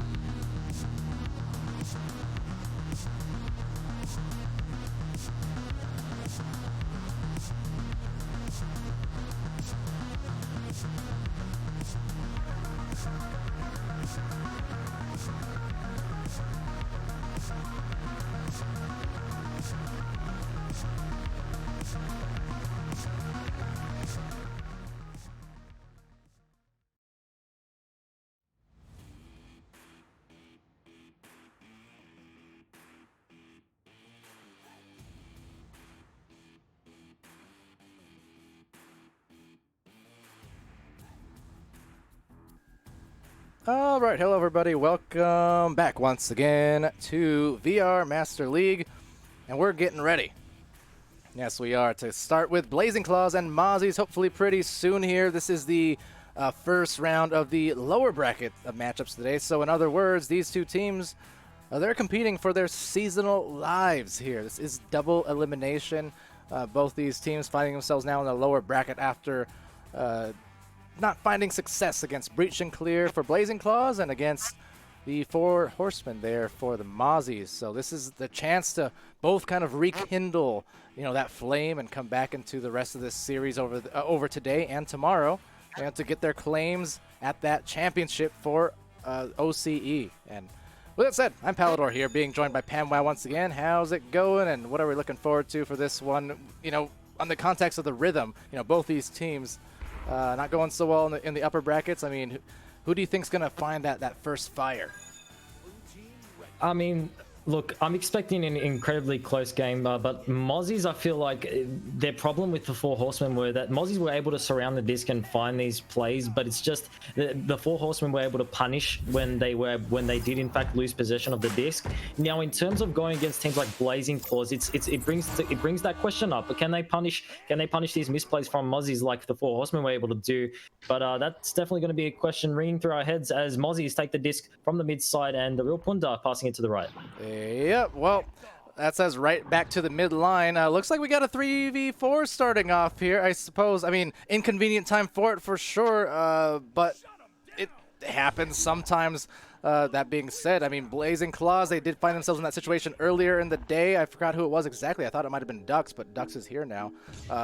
Whatever the case, they're going to try their best. I mean, Mozzies, they're going to take it, though, and try and push that full advantage if they can. Yep, I believe, in fact, the Hustler found himself in the awkward situation of his connecting as the regrabs come in from the richest to sending it in. And I feel like we talked about that earlier. Sometimes you need to be able to pace yourself in open goal situations like that, especially when regrabs aren't the biggest threat. Because I feel like it's points like that you really need to take especially in the first minute of the round, just to set that momentum for your team. But regardless, they're looking for the rebound here. But Blazing Claws is going to find it in the midsection, sending it back down there. And let's just see now if Blazing Claws can utilize it. I feel like the regrabs certainly are there from Mozzies, but with the player down, maybe that might result in fewer follow-ups from Blazing Claws. Yeah, well, following up now, it's old Jack Burton trying to get the shot, but will not go. Slamish trying to find as well that mid lane. Cabbage Wrecker there with a cleared. Needing to look for some boosts if they can. I mean, again, I know they're coming off of that loss there against the Four Horsemen, so they're still warm, but at the same time, they struggled to get on the scoreboard too much there. So it will be important to get off to some good rhythm. That said, Blazing Claws just trying to take it away, but a lot of changes of possession just back and forth across the floor here.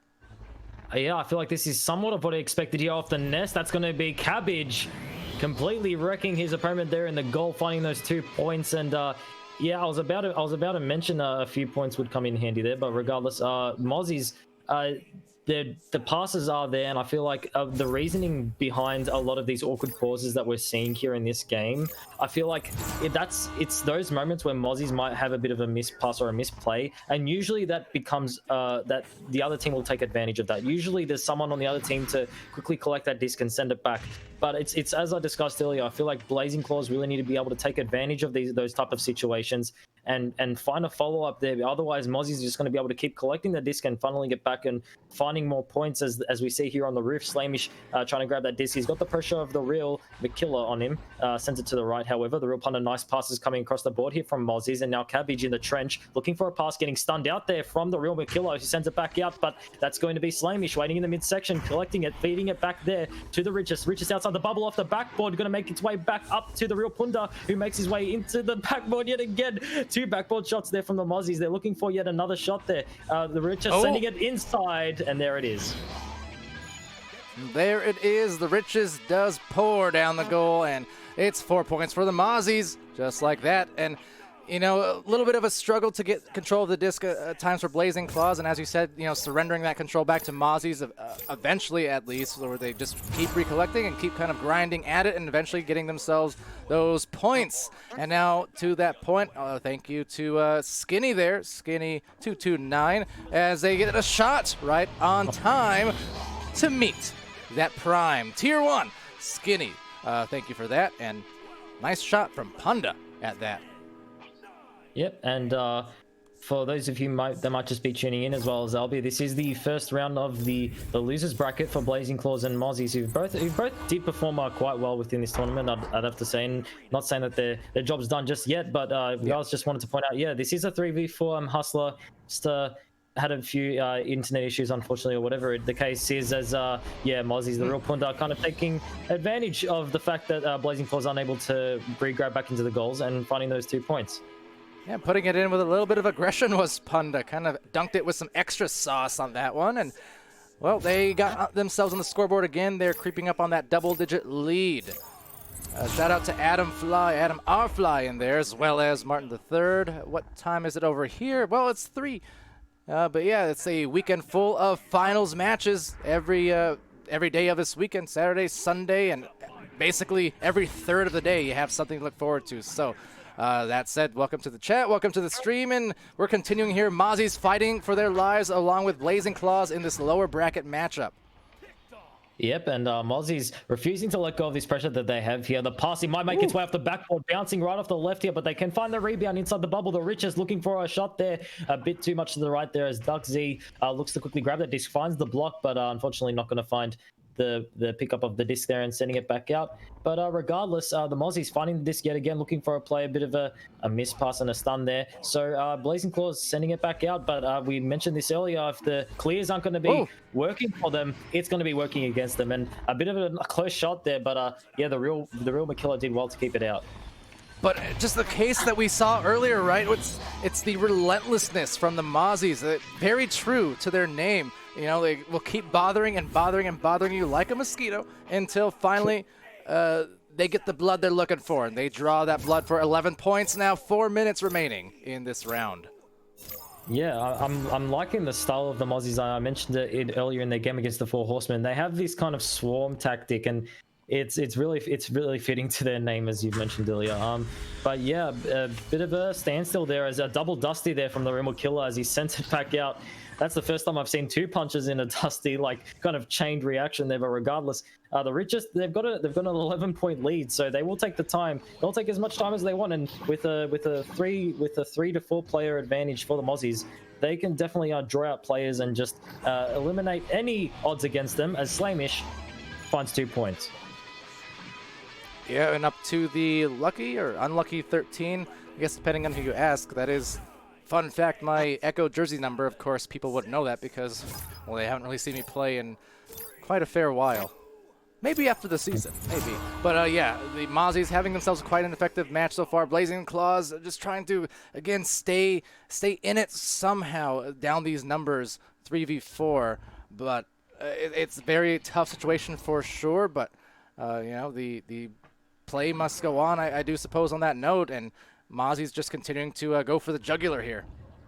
Yep, and went for a bit of a setup there, but going to bounce right off that double diamond. But yet again, finding that rebound, and that's exactly what Mozzies have been able to do within this opening round, just finding that rebound and feeding it back. And a return there from Blazing Claws. I mean, they've still got 2 minutes 40, although the points are working against them. I mean, yeah. I mentioned this earlier in the earlier games. You certainly still want to be looking for points, because not only can it like lead for potential of the round you're playing, but it can definitely set up for the future round. And as I say this, they're looking for just that. The Rumor Killer setting it off the right wall and sending it up. The rebound not going to work for them, as Cabbage Wrecker and the Richest do well to keep that one out and send it back through mid. And a bit of a struggle for the disc now. Yeah, just kind of hitting off the corner, not really having options to go to, it seems like. And with that said, another slap through on that clear will eventually reach the backliner. But I take that back because, you know what? They took that back. The Richest gets a 3-point hit, and it is 16 here in this round. Yeah, I mean, the Blazing Claws, I feel like they're doing well for the amount of players that they have, but it's just, there are certainly a lot of opportunities being presented where you need to be able to quickly grab that disc and punish any misplays going from Mozzies. And I feel like that's exactly what the Four Horsemen were able to do earlier, finding that 2-0 lead with the round, considering the round wise. But yeah, I feel like Blazing Claws certainly need to be looking into factors such as that, because that can definitely lead to whether you win or lose a game win or lose a round as Mozzies look to win a few more points as they make their way inside the bubble. That's going to be the real Punda grabbing the disc first, bouncing off the right wall and sending it, barely missing there. And the rebound possibly making its way into the hands of Slamish, who does well to avoid two members who seem to be chaining with each other, which is, I feel like, one of the only strategies that you can implement at a time like this. And it's Blazing Claws. I feel like they're doing well to kind of maintain this pressure, but it's Mozzie's their ability to kind of make their passes around, although not effective all the time. If it's going to go unpunished, they're certainly going to be able to find more points than Blazing Claws. Yeah, and again, this is what we kind of saw earlier as well. Blazing Claws in the upper brackets when they opened up the stream here against a breach and clear, right? Where as Mozzies go for another shot there, right through the clear, but you know, we saw them facing those number situations. We saw them, all things considered, holding pretty strong. But yeah, just the issues creeping up on them and the numbers disadvantage. I mean, it's already going to be a tough battle when you're going against these higher seeded teams, you know, like Breach and Clear or like Mozzies. But then to kind of do it down a player as well. I mean, you know, trying their very best. I mean, there's a good initial pass, but missing that second one, still might have a chance at it. With a round winding down. One more fling. Could it be? Yes, it's a 3. It's from Ducks. And that's a good way to end the round for them. Yeah, I mean, they definitely were looking for something like that, and the setup was good there from Blazing Claws. I mean, the passes, the few passes, although there was one that led astray, it did work for them in the end, and Ducksy finding that nice 3-pointer. Yeah, Mozzies with a 15-point lead over Blazing Claws, 18-3 in the end. Mozzie certainly have done well in the first round and looking to maintain this lead, carrying over into the second round. However, those final 3 points may be sparking something for Blazing Claws. I'm not going to suggest anything besides, yeah, I mean, they're still in it. Yeah. I mean, this is double elimination. This is indeed the second match for both of these teams today. So still fighting for it as of now, and really just trying to get something going. You know, Blazing Claws, if they can get their fourth, that would be the most ideal situation, obviously. But you know, without that, they still got some opportunities here to come out the gates hot. It's not unusual to see teams either letting off the gas between rounds or just as well one team kind of picking up some steam all of a sudden. So it could happen. Don't rule them out yet. Yes, sir. And ruling out a team is exactly what you do not want to do, especially in the Echo Arena community. I feel like this is what we've discussed quite a few times. It's just it's teams like Blazing Claws and Mozzies. I feel like they, although it doesn't appear to be, they have shown a lot of improvement. And you look at one game out of a big span of games, and obviously it doesn't look like that for Blazing Claws. But trust me, when you take a look at all their previous games and you see how they're playing, although they are a play down, you can definitely see these players have been showing a lot of improvement, which is great to see. And also what's great to see, the Real Makilla grabbing that disc and sending it through the left tunnel and potentially setting up for another play. If not, that's going to be the Real Punda with the disc. Yeah, and off that first joust, neither team really gaining too much control, so just kind of a wash in that regard. But as it gets lost here in the tunnel to the piles, it will be kind of that 50-50 on who comes away with it. Seems like it will be Punda for the moment, and Punda does get a clear. Unable to chain together any regrabs really initially, but that changes pretty quickly as the very fast stack now regathers. Good regrabs, and good first couple points here for Mozzie's Cabbage Wrecker. Yeah, and the regrabs were on their way from Blazing Claws. They just took a few seconds to collect themselves there. So Mozzie's just able to find that pace and find those few points there to open up this second round. And Blazing Claws, I feel like they definitely need to be looking for an immediate response right now if they want to have any potential of taking a second round. And yeah, I mean, possibly bringing themselves to the third round as the Real Makilla taking it nice and slow, passing it here through to the right as he begins to get pressured there by Mozzies. A nice pass there to Duck Z. He did have a bit of a dusty moment, a back pass there, and this is the passes that we wanted to see here coming from Blazing Claws. A bit of a missed shot. Can he get down there to grab that disc? The Real Makilla going to get stolen off of, however, and the play that we 100% needed to see not happening. They chain together some nice moves for sure, but speaking of the chains, there it is, just missing that disc, however, so they get a clear. Now the three players for Blazing Claws trying to stick in it, and to their full credit, look at this. Nice redirects, nice regrabs, all of the above. They're doing a pretty good job getting up and down the floor, and even getting a grab on it was Old Jack. So they still have some old stacks left in the tank here as they get right down the floor again with some speed. Look at that grab, look at the shot. Ducks, that was fantastic. what a beautiful play from Blazing Claws. I'm not sure if Mozzies are starting to conserve energy, or regardless, I'm not going to take anything away from that play from Blazing Claws. Just the ability to stack constantly on top of each other and find those 2 points. I mean, that's a highlight. That's gone on the highlight reel for sure for Blazing Claws. That was executed to precision, to perfection. I mean, up and down the floor, the redirects on the stacks. They did not waste time. You know, they missed the disc once or twice or here or there. You know, they were already back onto the grabs, and they found a beautiful opportunity because of that. But so will the Mozzies here off that pass to the nest, but no, cut off by Old Jack. So they are definitely staying alive and starting to build maybe something as that just goes astray off a bounce. And it's, yep, and finalized inside the bubble. Oh, that was so close there. I feel like the Old Jack Burton did well to keep it out from the goals. And unfortunately, the rebound making its way into the hands of Mozzies, and they were able to find those few points. But I feel like Blazing Claws, that response earlier was beautiful, and I feel like if they can maintain what they had just accomplished, we can see more plays. And I feel like we did see that play after a joust advantage, so maybe they can make something of this. Although it's going to make its way into the hands of Mozzies now. Slamish grabbing that disc, sending it through to the right, but it's not going to effectively work for him, which is something that you definitely need to be paying attention to, especially in games like this as the regrabs make their way in. Mozzies, that's going to be the real Punda up in the goal, placing it in. And now a 4-point lead for the Mozzies. Yeah, and I mean, I really like that from Blazing Claws. You see, still down a player.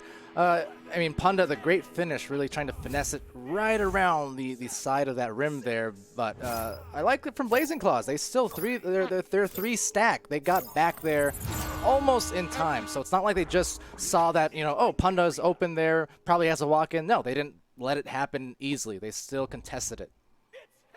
Yep, and it's definitely brings the question, could there have been a potential difference if there were 4 members? But you know what, just looking at this game, it definitely shows how even being 1 player down, you can definitely make amazing plays like we saw earlier from Blazing Claws. That chain of beautiful events that we saw, just their ability to pass and maneuver, it was all there. And I feel like you can definitely do a lot with 3 players, as we can see here from the Mozzies, who are looking to maintain their lead and go for a few more points. But Blazing Claws looking to send it out. Slamish, that's the power of having 1 extra player, just placing him in the midsection to funnel it back to his team. Now the Rich is sending it back in the bubble, barely missing it off the post there. And now the Blazing Claws possibly looking for a counter-attack. The stun coming out from both members there. But who's going to grab it in the end? All members looking to grab it. It will be Cabbage Wrecker in the end. It's back on 4th action. Yeah, it's kind of getting crazy here at the midfield. A lot of these possession exchanges as Real Punda does take it away now. So I guess a positive exchange rate on that one. But Cabbage Wrecker now just trying to check for the teammates here in the back as Punda looks for that 3 on a very, very bothered goalie. And that's a great coordinated effort to get them 9-2 on the score sheet. Yeah, sometimes you just need to take the time to pause and make that shot. You know, I feel like there are a lot of times when people will go for a lot of passes, but if you have that awareness to notice the open goal and you just take that shot and take the time, you will find points, as we saw then from Mozzies. And a beautiful goal he was. Now Mozzies with a 7-point lead and looking to find a few more. Cabbage Wrecker on the floor getting stunned out and grabbing the disc right before they can make any use of it. Blazing Claws. Now it's going to be the Real Punda now off the left wall, setting it up potentially on the bottom. A bit of a struggle for the disc there. Richards finds it in the end, making his way inside the goal and found the 2 points. A bounce shot, actually. Not sure how it was a bounce shot. Maybe it bounced off. I didn't see it bounce off the backboard. Maybe I need to get my eyes checked. Yeah, maybe.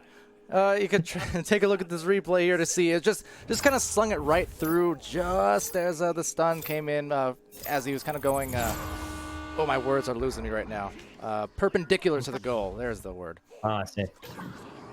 Oh, okay, gotcha. All right, and yeah, I mean, an 11-2 lead here. I mean, Blazing Claws definitely, they have a lot of potential. I mean, every team has a lot of potential, but Blazing Claws, I feel like that play that we saw earlier with that 3 stack definitely is setting the tune for the rest of their gameplay. I mean, in further seasons, I feel like Blazing Claws, the plays are there.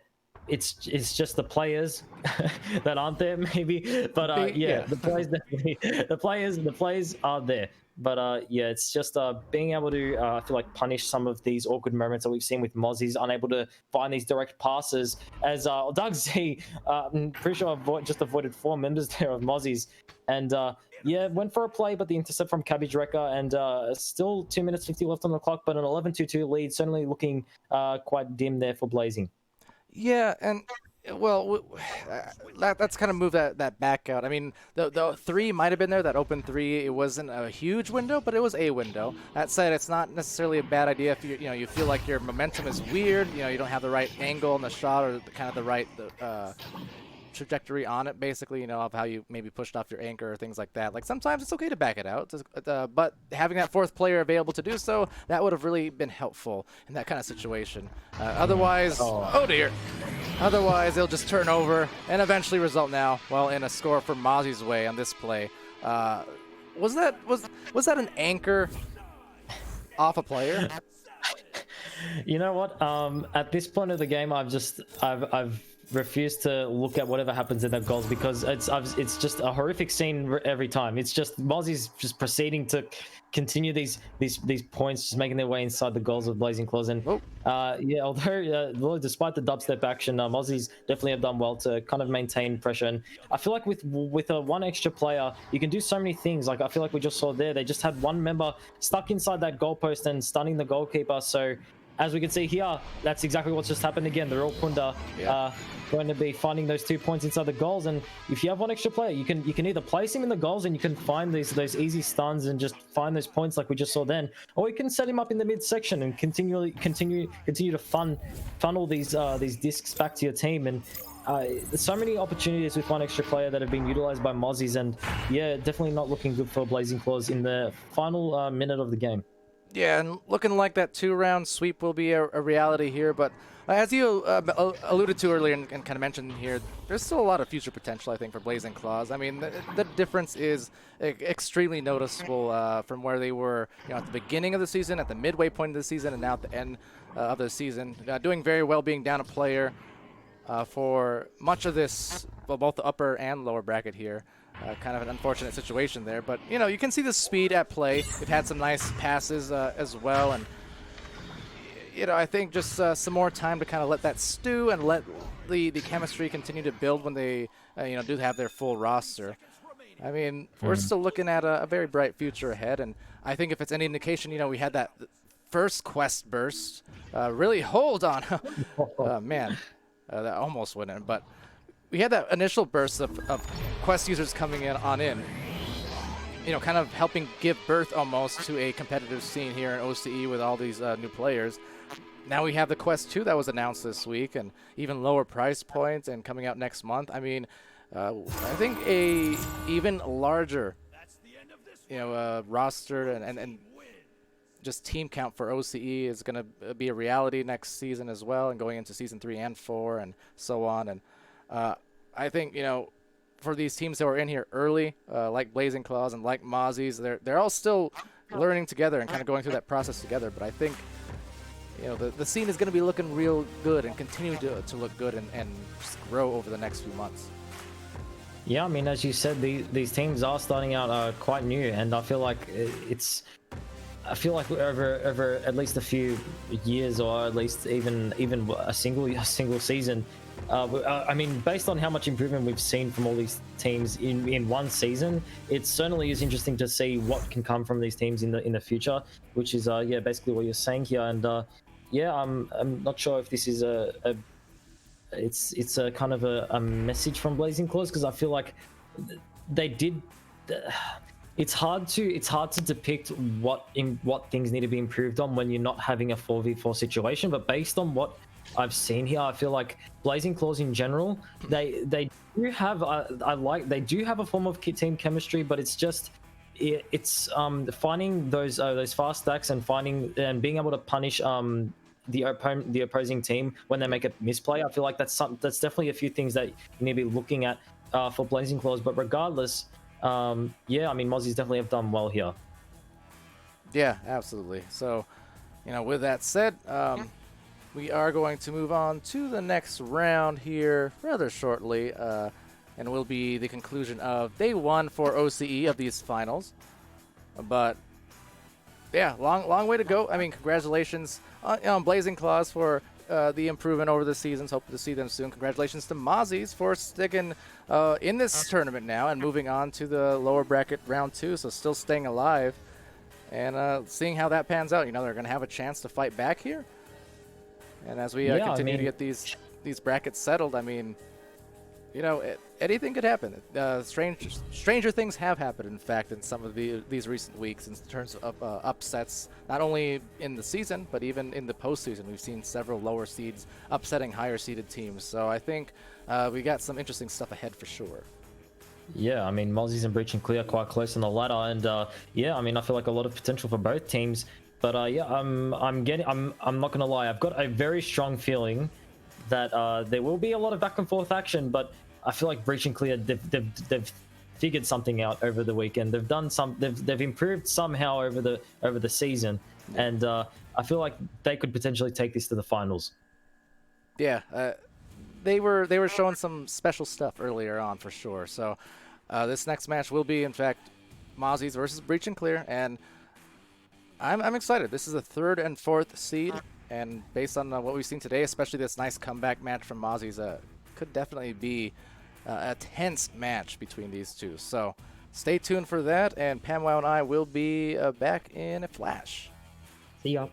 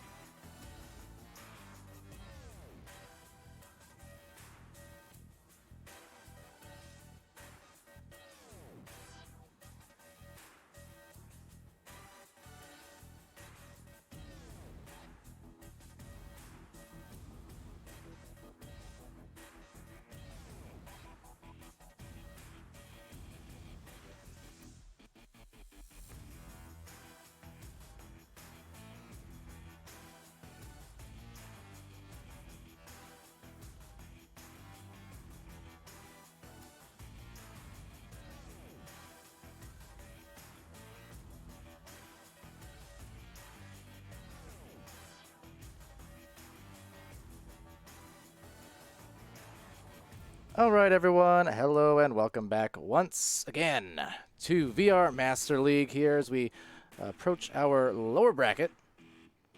And we're getting ready to go as, once again, two teams fighting for their finals lives. The Mozzies, well, fighting for them yet again, coming off a pretty hot victory there in that last series versus Blazing Claws. I mean, putting on some good scoring totals there off of what was a number situation, sure, but nonetheless, it was the rebound the Mozzies needed.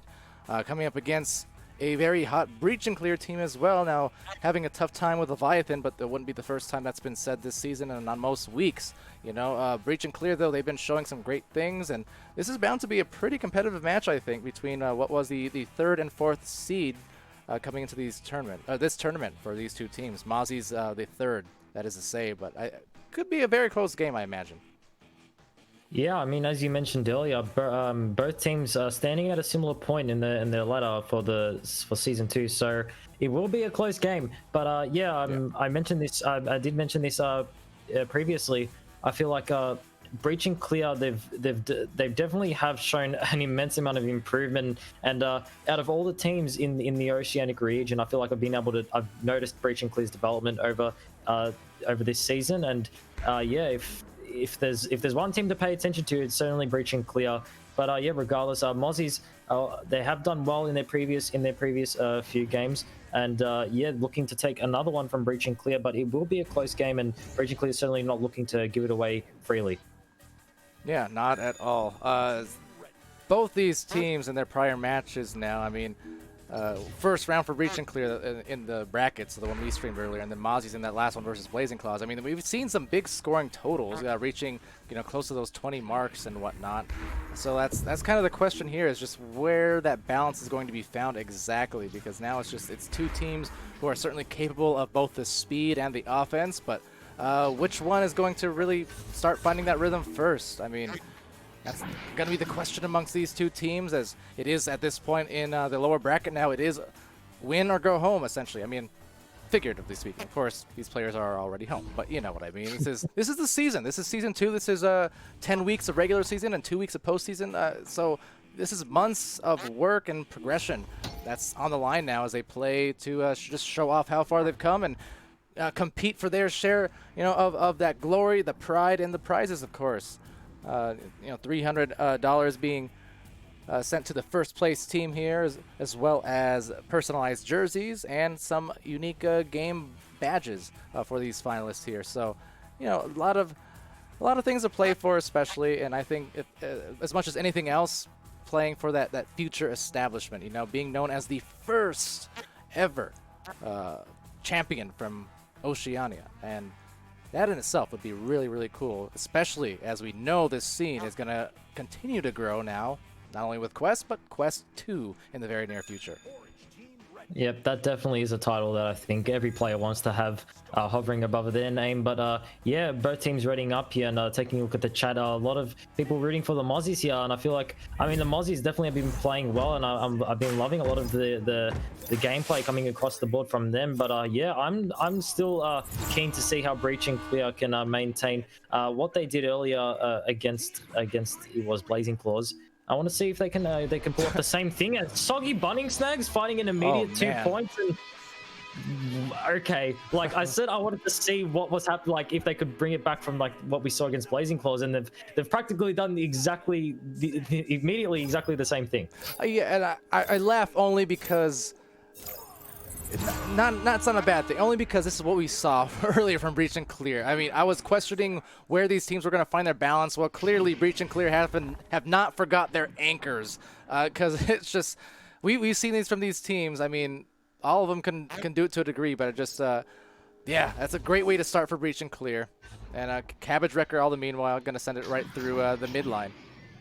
Yep, and that disc bouncing right off Pac-Man there as they go to send it through to the right. Mozzie's unable to find a few points there, but Soggy Bunny's collecting that disc and sending it through to the right tunnel. And although those 2 points did make their way into the hands of Breach and Clear, still I feel like Mozzie's have been able to put up a fight as Breach and Clear find that insane long shot Bloomy from 19 meters out.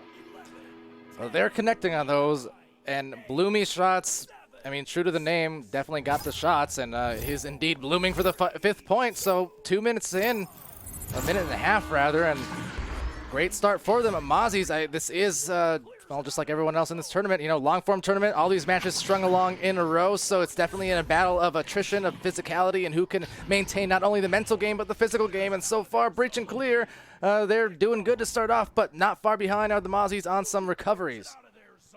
And I feel like it's players like Bloomy, these insane long shots that we've seen throughout this tournament, and Bloomy just completely nailing one of those. And hey, a lot of people like to say whether they're just it's a stroke of luck, you know. But I'm saying that a lot of these shots are pretty much calculated. I mean, across the board from what we've seen, I feel like they're definitely taking the time to make those shots, and they have been on point like most of the time, like quite a few times here what we've seen here.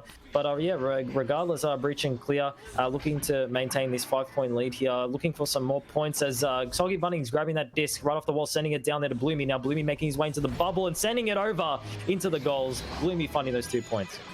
And just taking it easy here, up above the backboard, observing the good thing that he did. And good it was to get them 7 points now on the board here. 3 in a row, about 3 minutes in. Mozzies back at the joust advantage and in a position where they need to stop some of this bleeding and start finding some of that steam so they can build it forward going into the rest of this round. And yeah, as we head into the 7th minute now, still Soggy Bunnings, just his pressure, Soggy Bunnings' pressure in this game, and we've seen it within the previous games as well, is just, it's insane. And its ability to just make Mozzies just kind of fumble for the disc for a few seconds, that's all it takes for Soggy to kind of grab that disc and find those points. And we've seen it as well from Bloomy. It's just their ability to find these points is just insane, and it's really great to see. Now a 9-point lead for Breach and Clear. All right, well, still yet to find a score. Might be changing here, though. That's going to bounce around a little bit into the backboard area. Not seeing really too many stacks coming through fast enough, effective enough, but, you know, that could change at a moment right here. Just looking for their positioning, and I do like the spacing being shown, but now they've got to show some of that control and start getting it going again like they showed against Blazing Claws there. I know a bit of a different situation being, you know, kind of 4-on-4 again here with these two teams, but still yet the execution, I know from a team like Mozzies, can absolutely be there. See, even that 1-2 there between Mozzies, it didn't work. It was a bit of a miss pass when he went to go send it back, when they went to send it back to each other. And with that small frame of interruption, Breach and Clear just able to quickly bring themselves into that disc and find a counterplay. As we see here, an anchor shot off the bottom of the left shoulder. He went over, he went under, he went in and found those 2 points. What a play from Bloomy. Went over, went under, and wow, that is... cannot be understated how good of a move that was.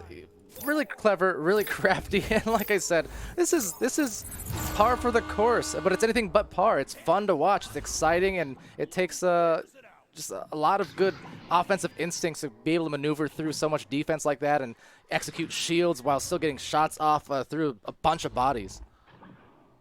There was a bit of a spark there just for a moment for Mozzies, that re-grab that they made into the offensive side.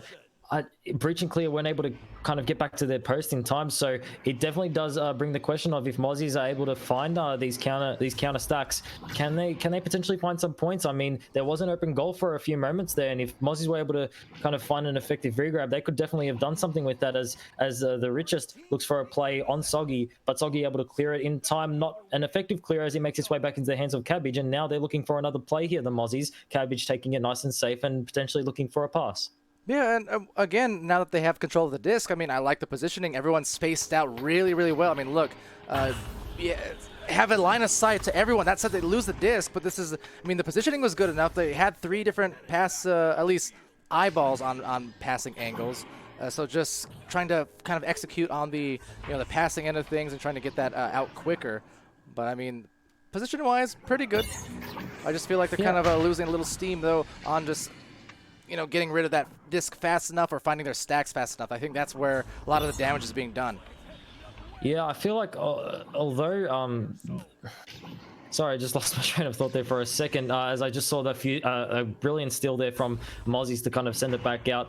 I feel like although Breach and Clear definitely have they have that 11-point lead, right? So Yeah. I feel like when you're in the position of Mozzies, you do not want to be taking as much time as I feel like they were. Although like you can set up like quite a few plays, as we just saw here from Breach and Clear. A nice potential pass there in the midsection, as a bit undercalculated there, as Bloomy finds the rebound and making his way in. But yet another steal there from Mozzies, sending it back out. They've done well in the defense region here, Mozzies. But yeah, just back on topic, as I was saying here, I can't get back on topic because Soggy Bunnings is there, making the pass at the back to Bloomy, sending it in the goal. On topic, and on top of it, the backboard, that is. Great hit from Bloomy. Soggy the assist as well. Everyone just finding the right passes, finding the right player, and shredding through that goal for 13 now on the board for Breach and Clear. Very clear that they have, at least in this first round, they have that same sort of momentum that we saw in the earlier rounds of the brackets when we were casting them, and just seeing a kind of a continuation now in this lower bracket, looking to stay alive and advance, to the next round there, and into day 2 of the finals in OCE tomorrow.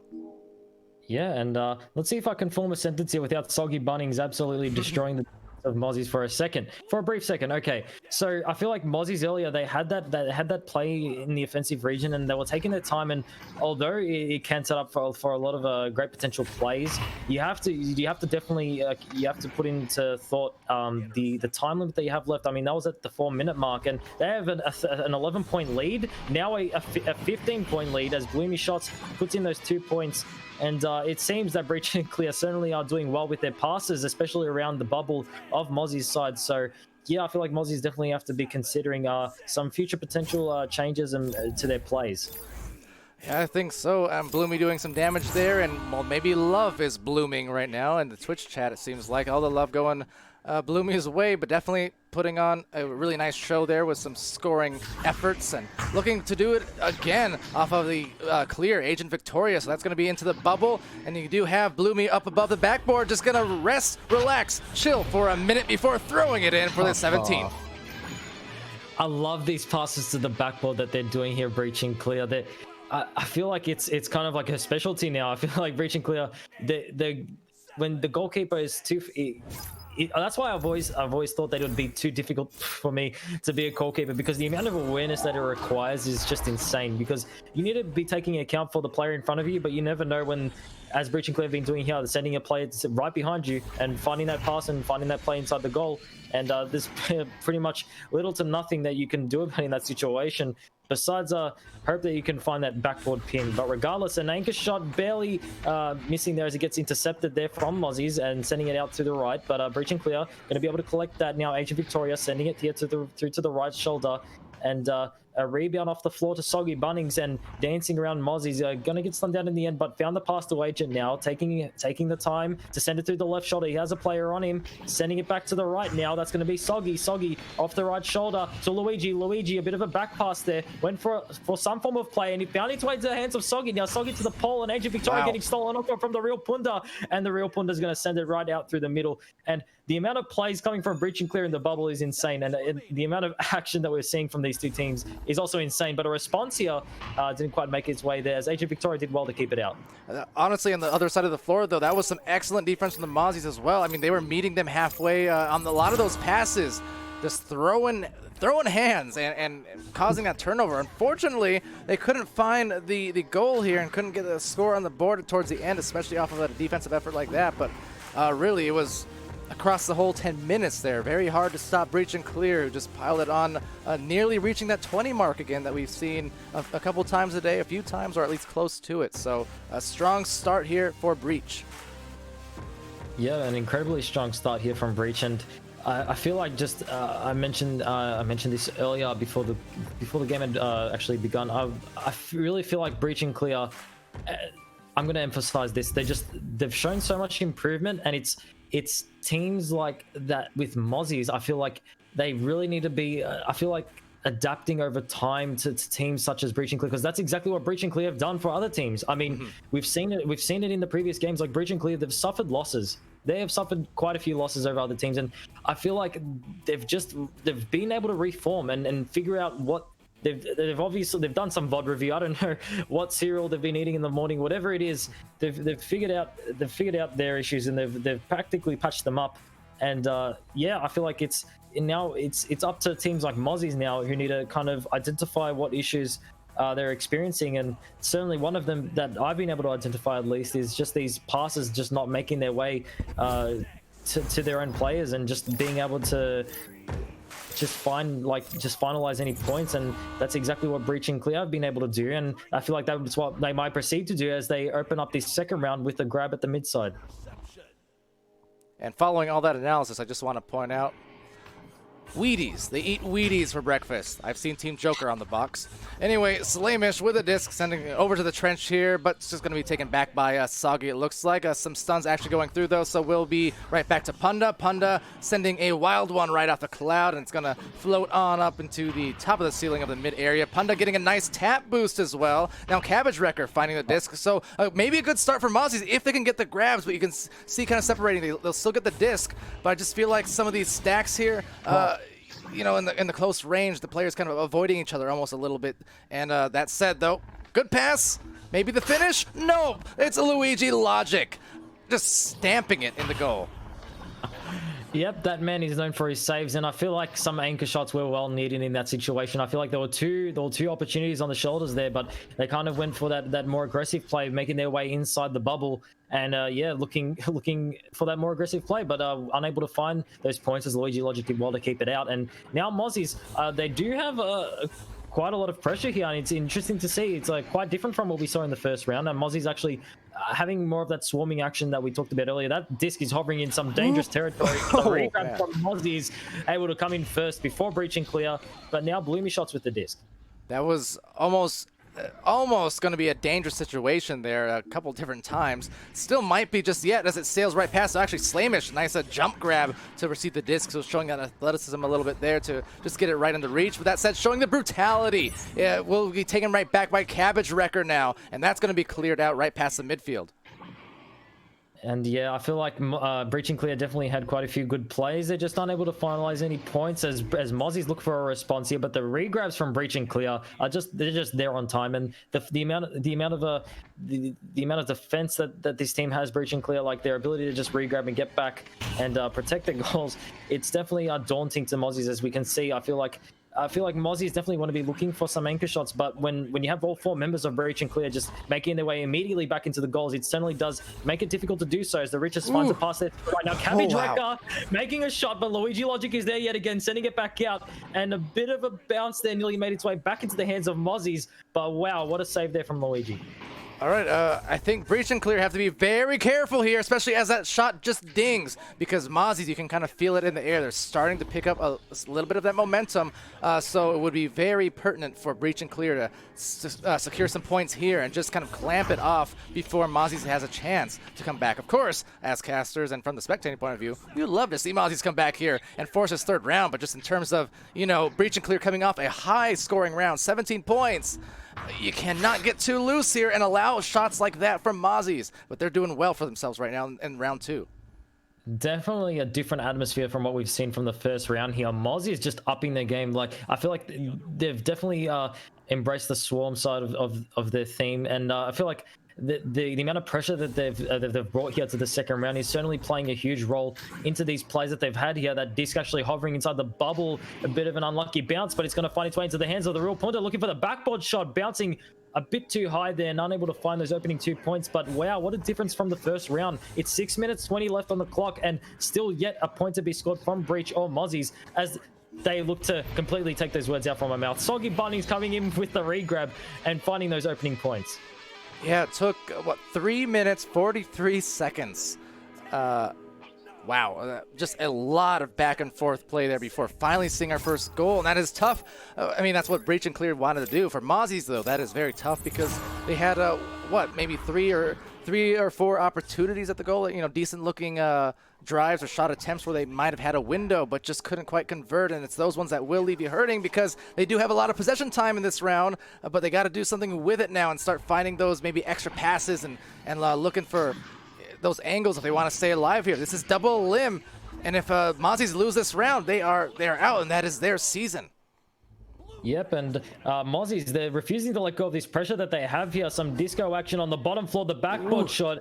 They've made so many backboard shots, the Mozzies, and it's just they're unable to finalize any points, and I feel like it's maybe you need to go for a different approach if for a while it hasn't been working. I don't know if it's a result of maybe the pressure from Luigi Logic. Like, you can't go for any front on shots because the man is really good with his saves.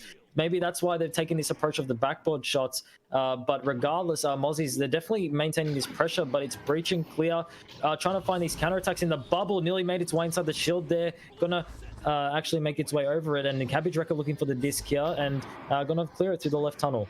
Yeah, and that's the thing, and shame on me for even forgetting it, but just mentioning as hold on, because the Richest is there with maybe an open lane, and takes the 3-point shot, and it is looking mighty fine from Mozzies here in the second round now. All of a sudden, all the worries of yesteryear, or at least, well, yester minute, wiped from the slate. That is a hot shot, and Mozzies now on the board, but just to finish that thought, the thing is, this is the first long-form kind of cup-style tournament for a lot, if not most, of these players here, and I was kind of neglecting that. This is a big match situation. This is the end of the season.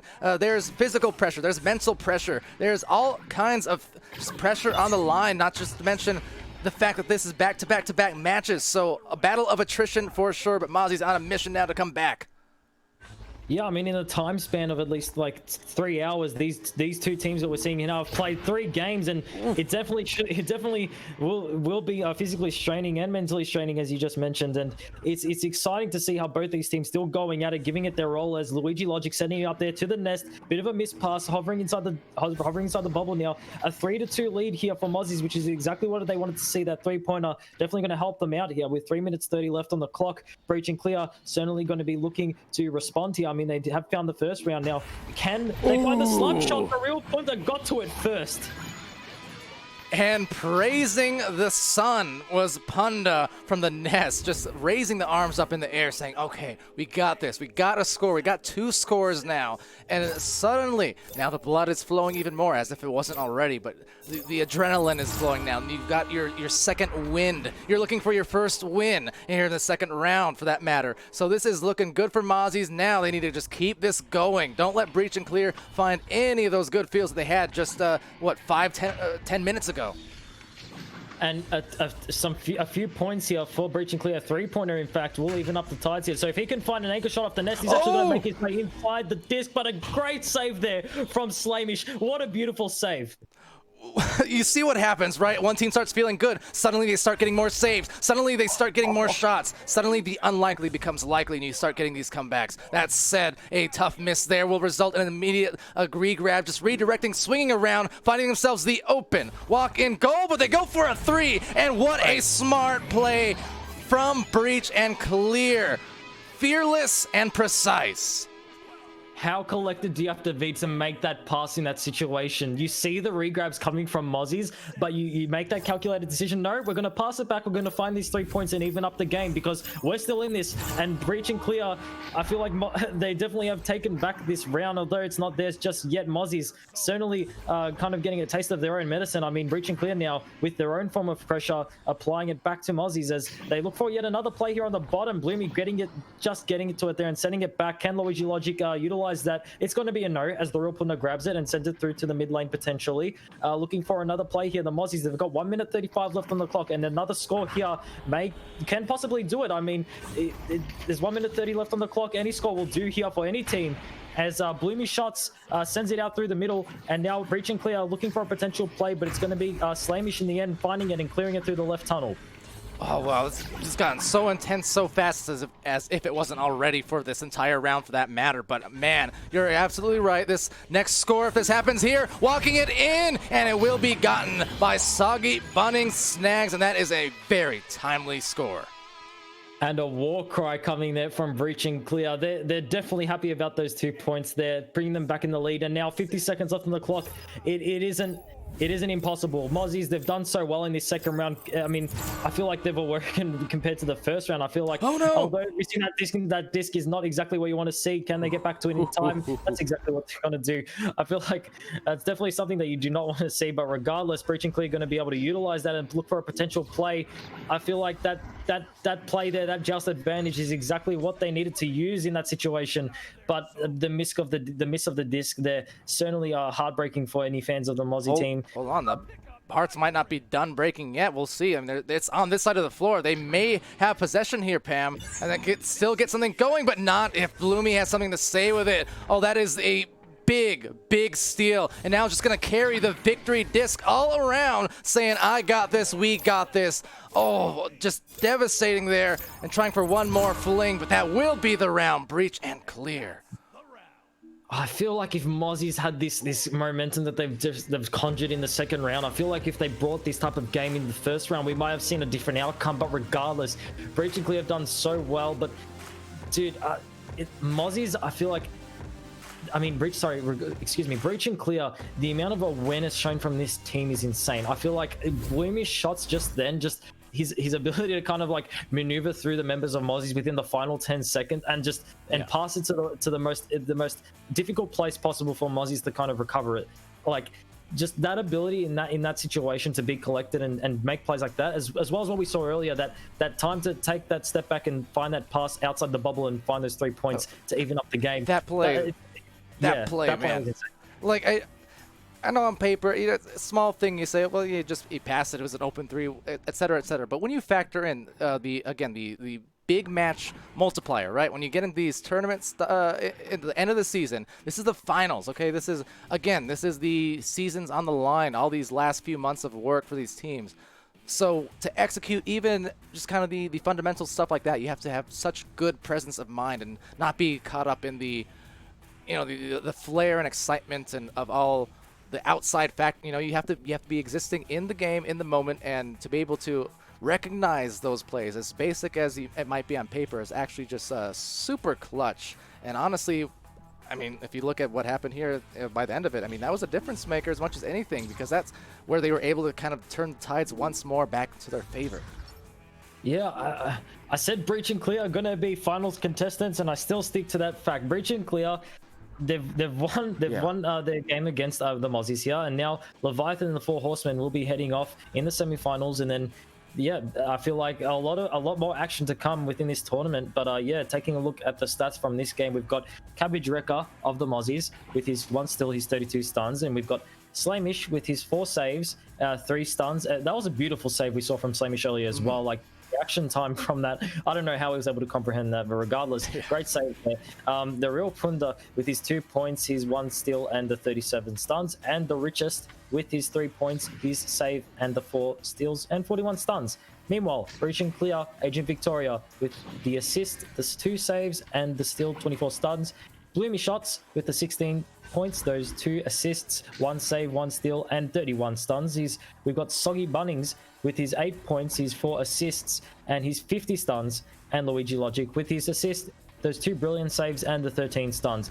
And just a quick note overall, both teams definitely performing well in this game, and I feel like Mozzies definitely did pick it up in that second round, but it was a round too late as Breach and Clear able to take it away. And I feel like, as well, on top of that, and again, a big thank you to everyone in the Twitch chat that's been stopping by. We can see your celebrations in the chat, as we can also see Kopesh with his 200 bit donation. So thank you very much, Kopesh.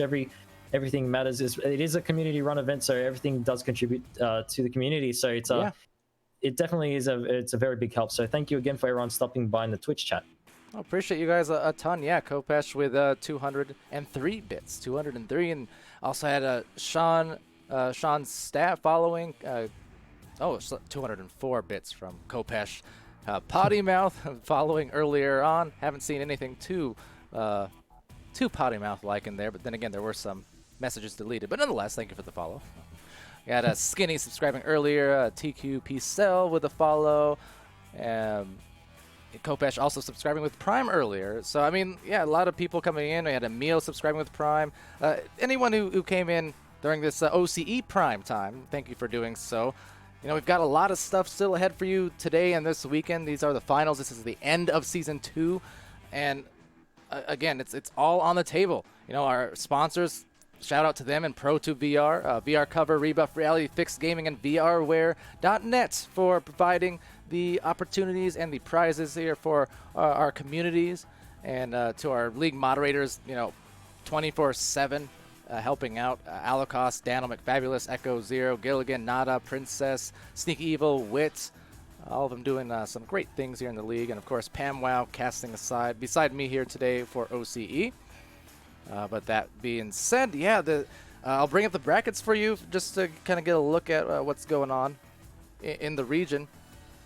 But that will be it for the day 1 matches at the very least. Yeah,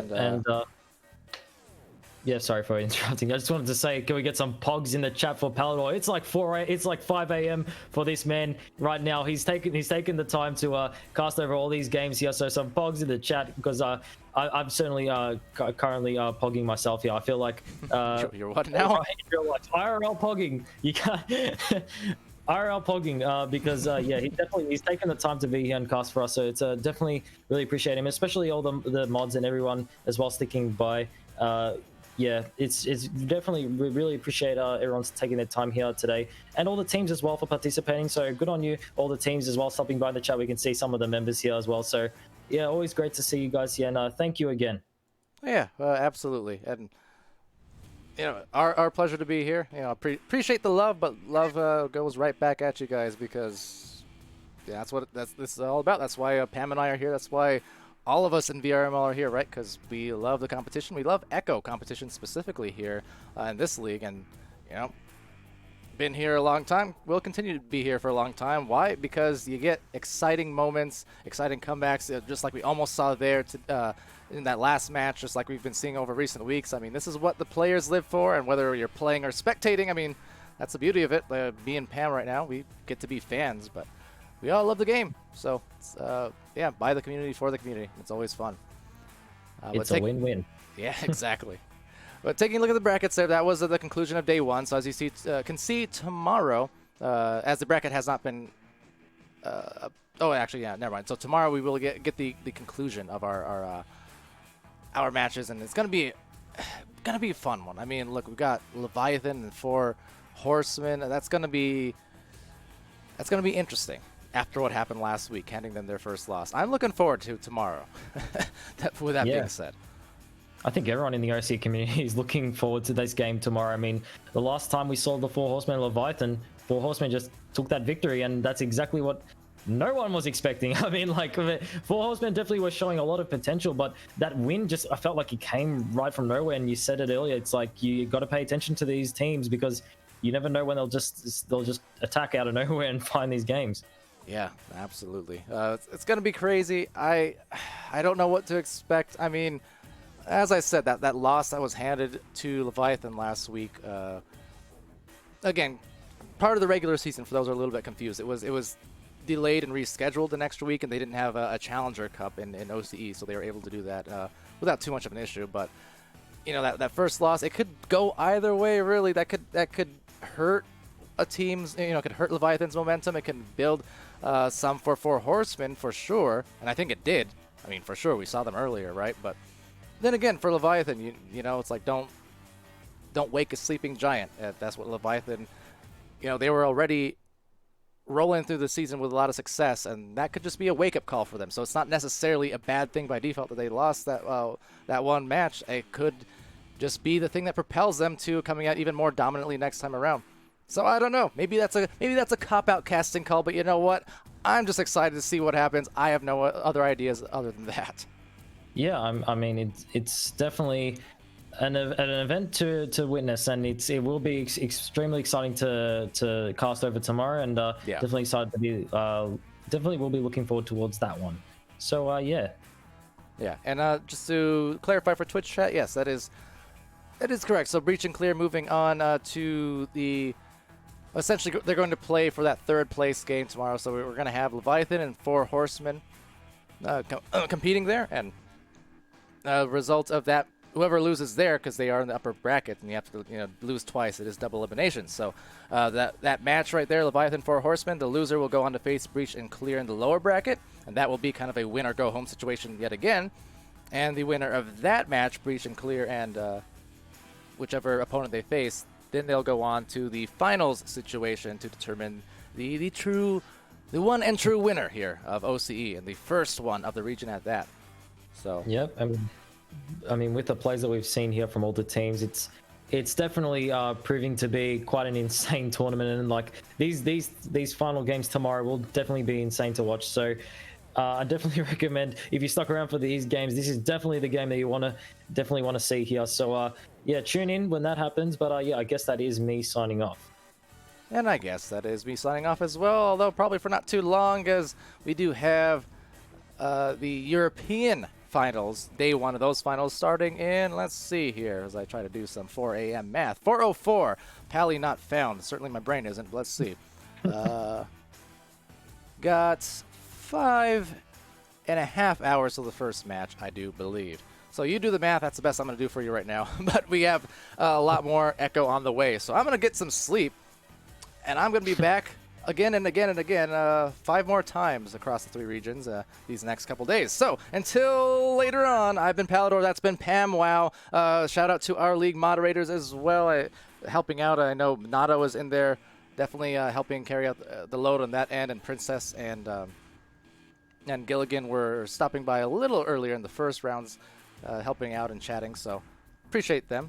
But yeah, until later on, be happy, healthy, safe, be good to each other. We'll see you guys pretty soon. See you later, mates.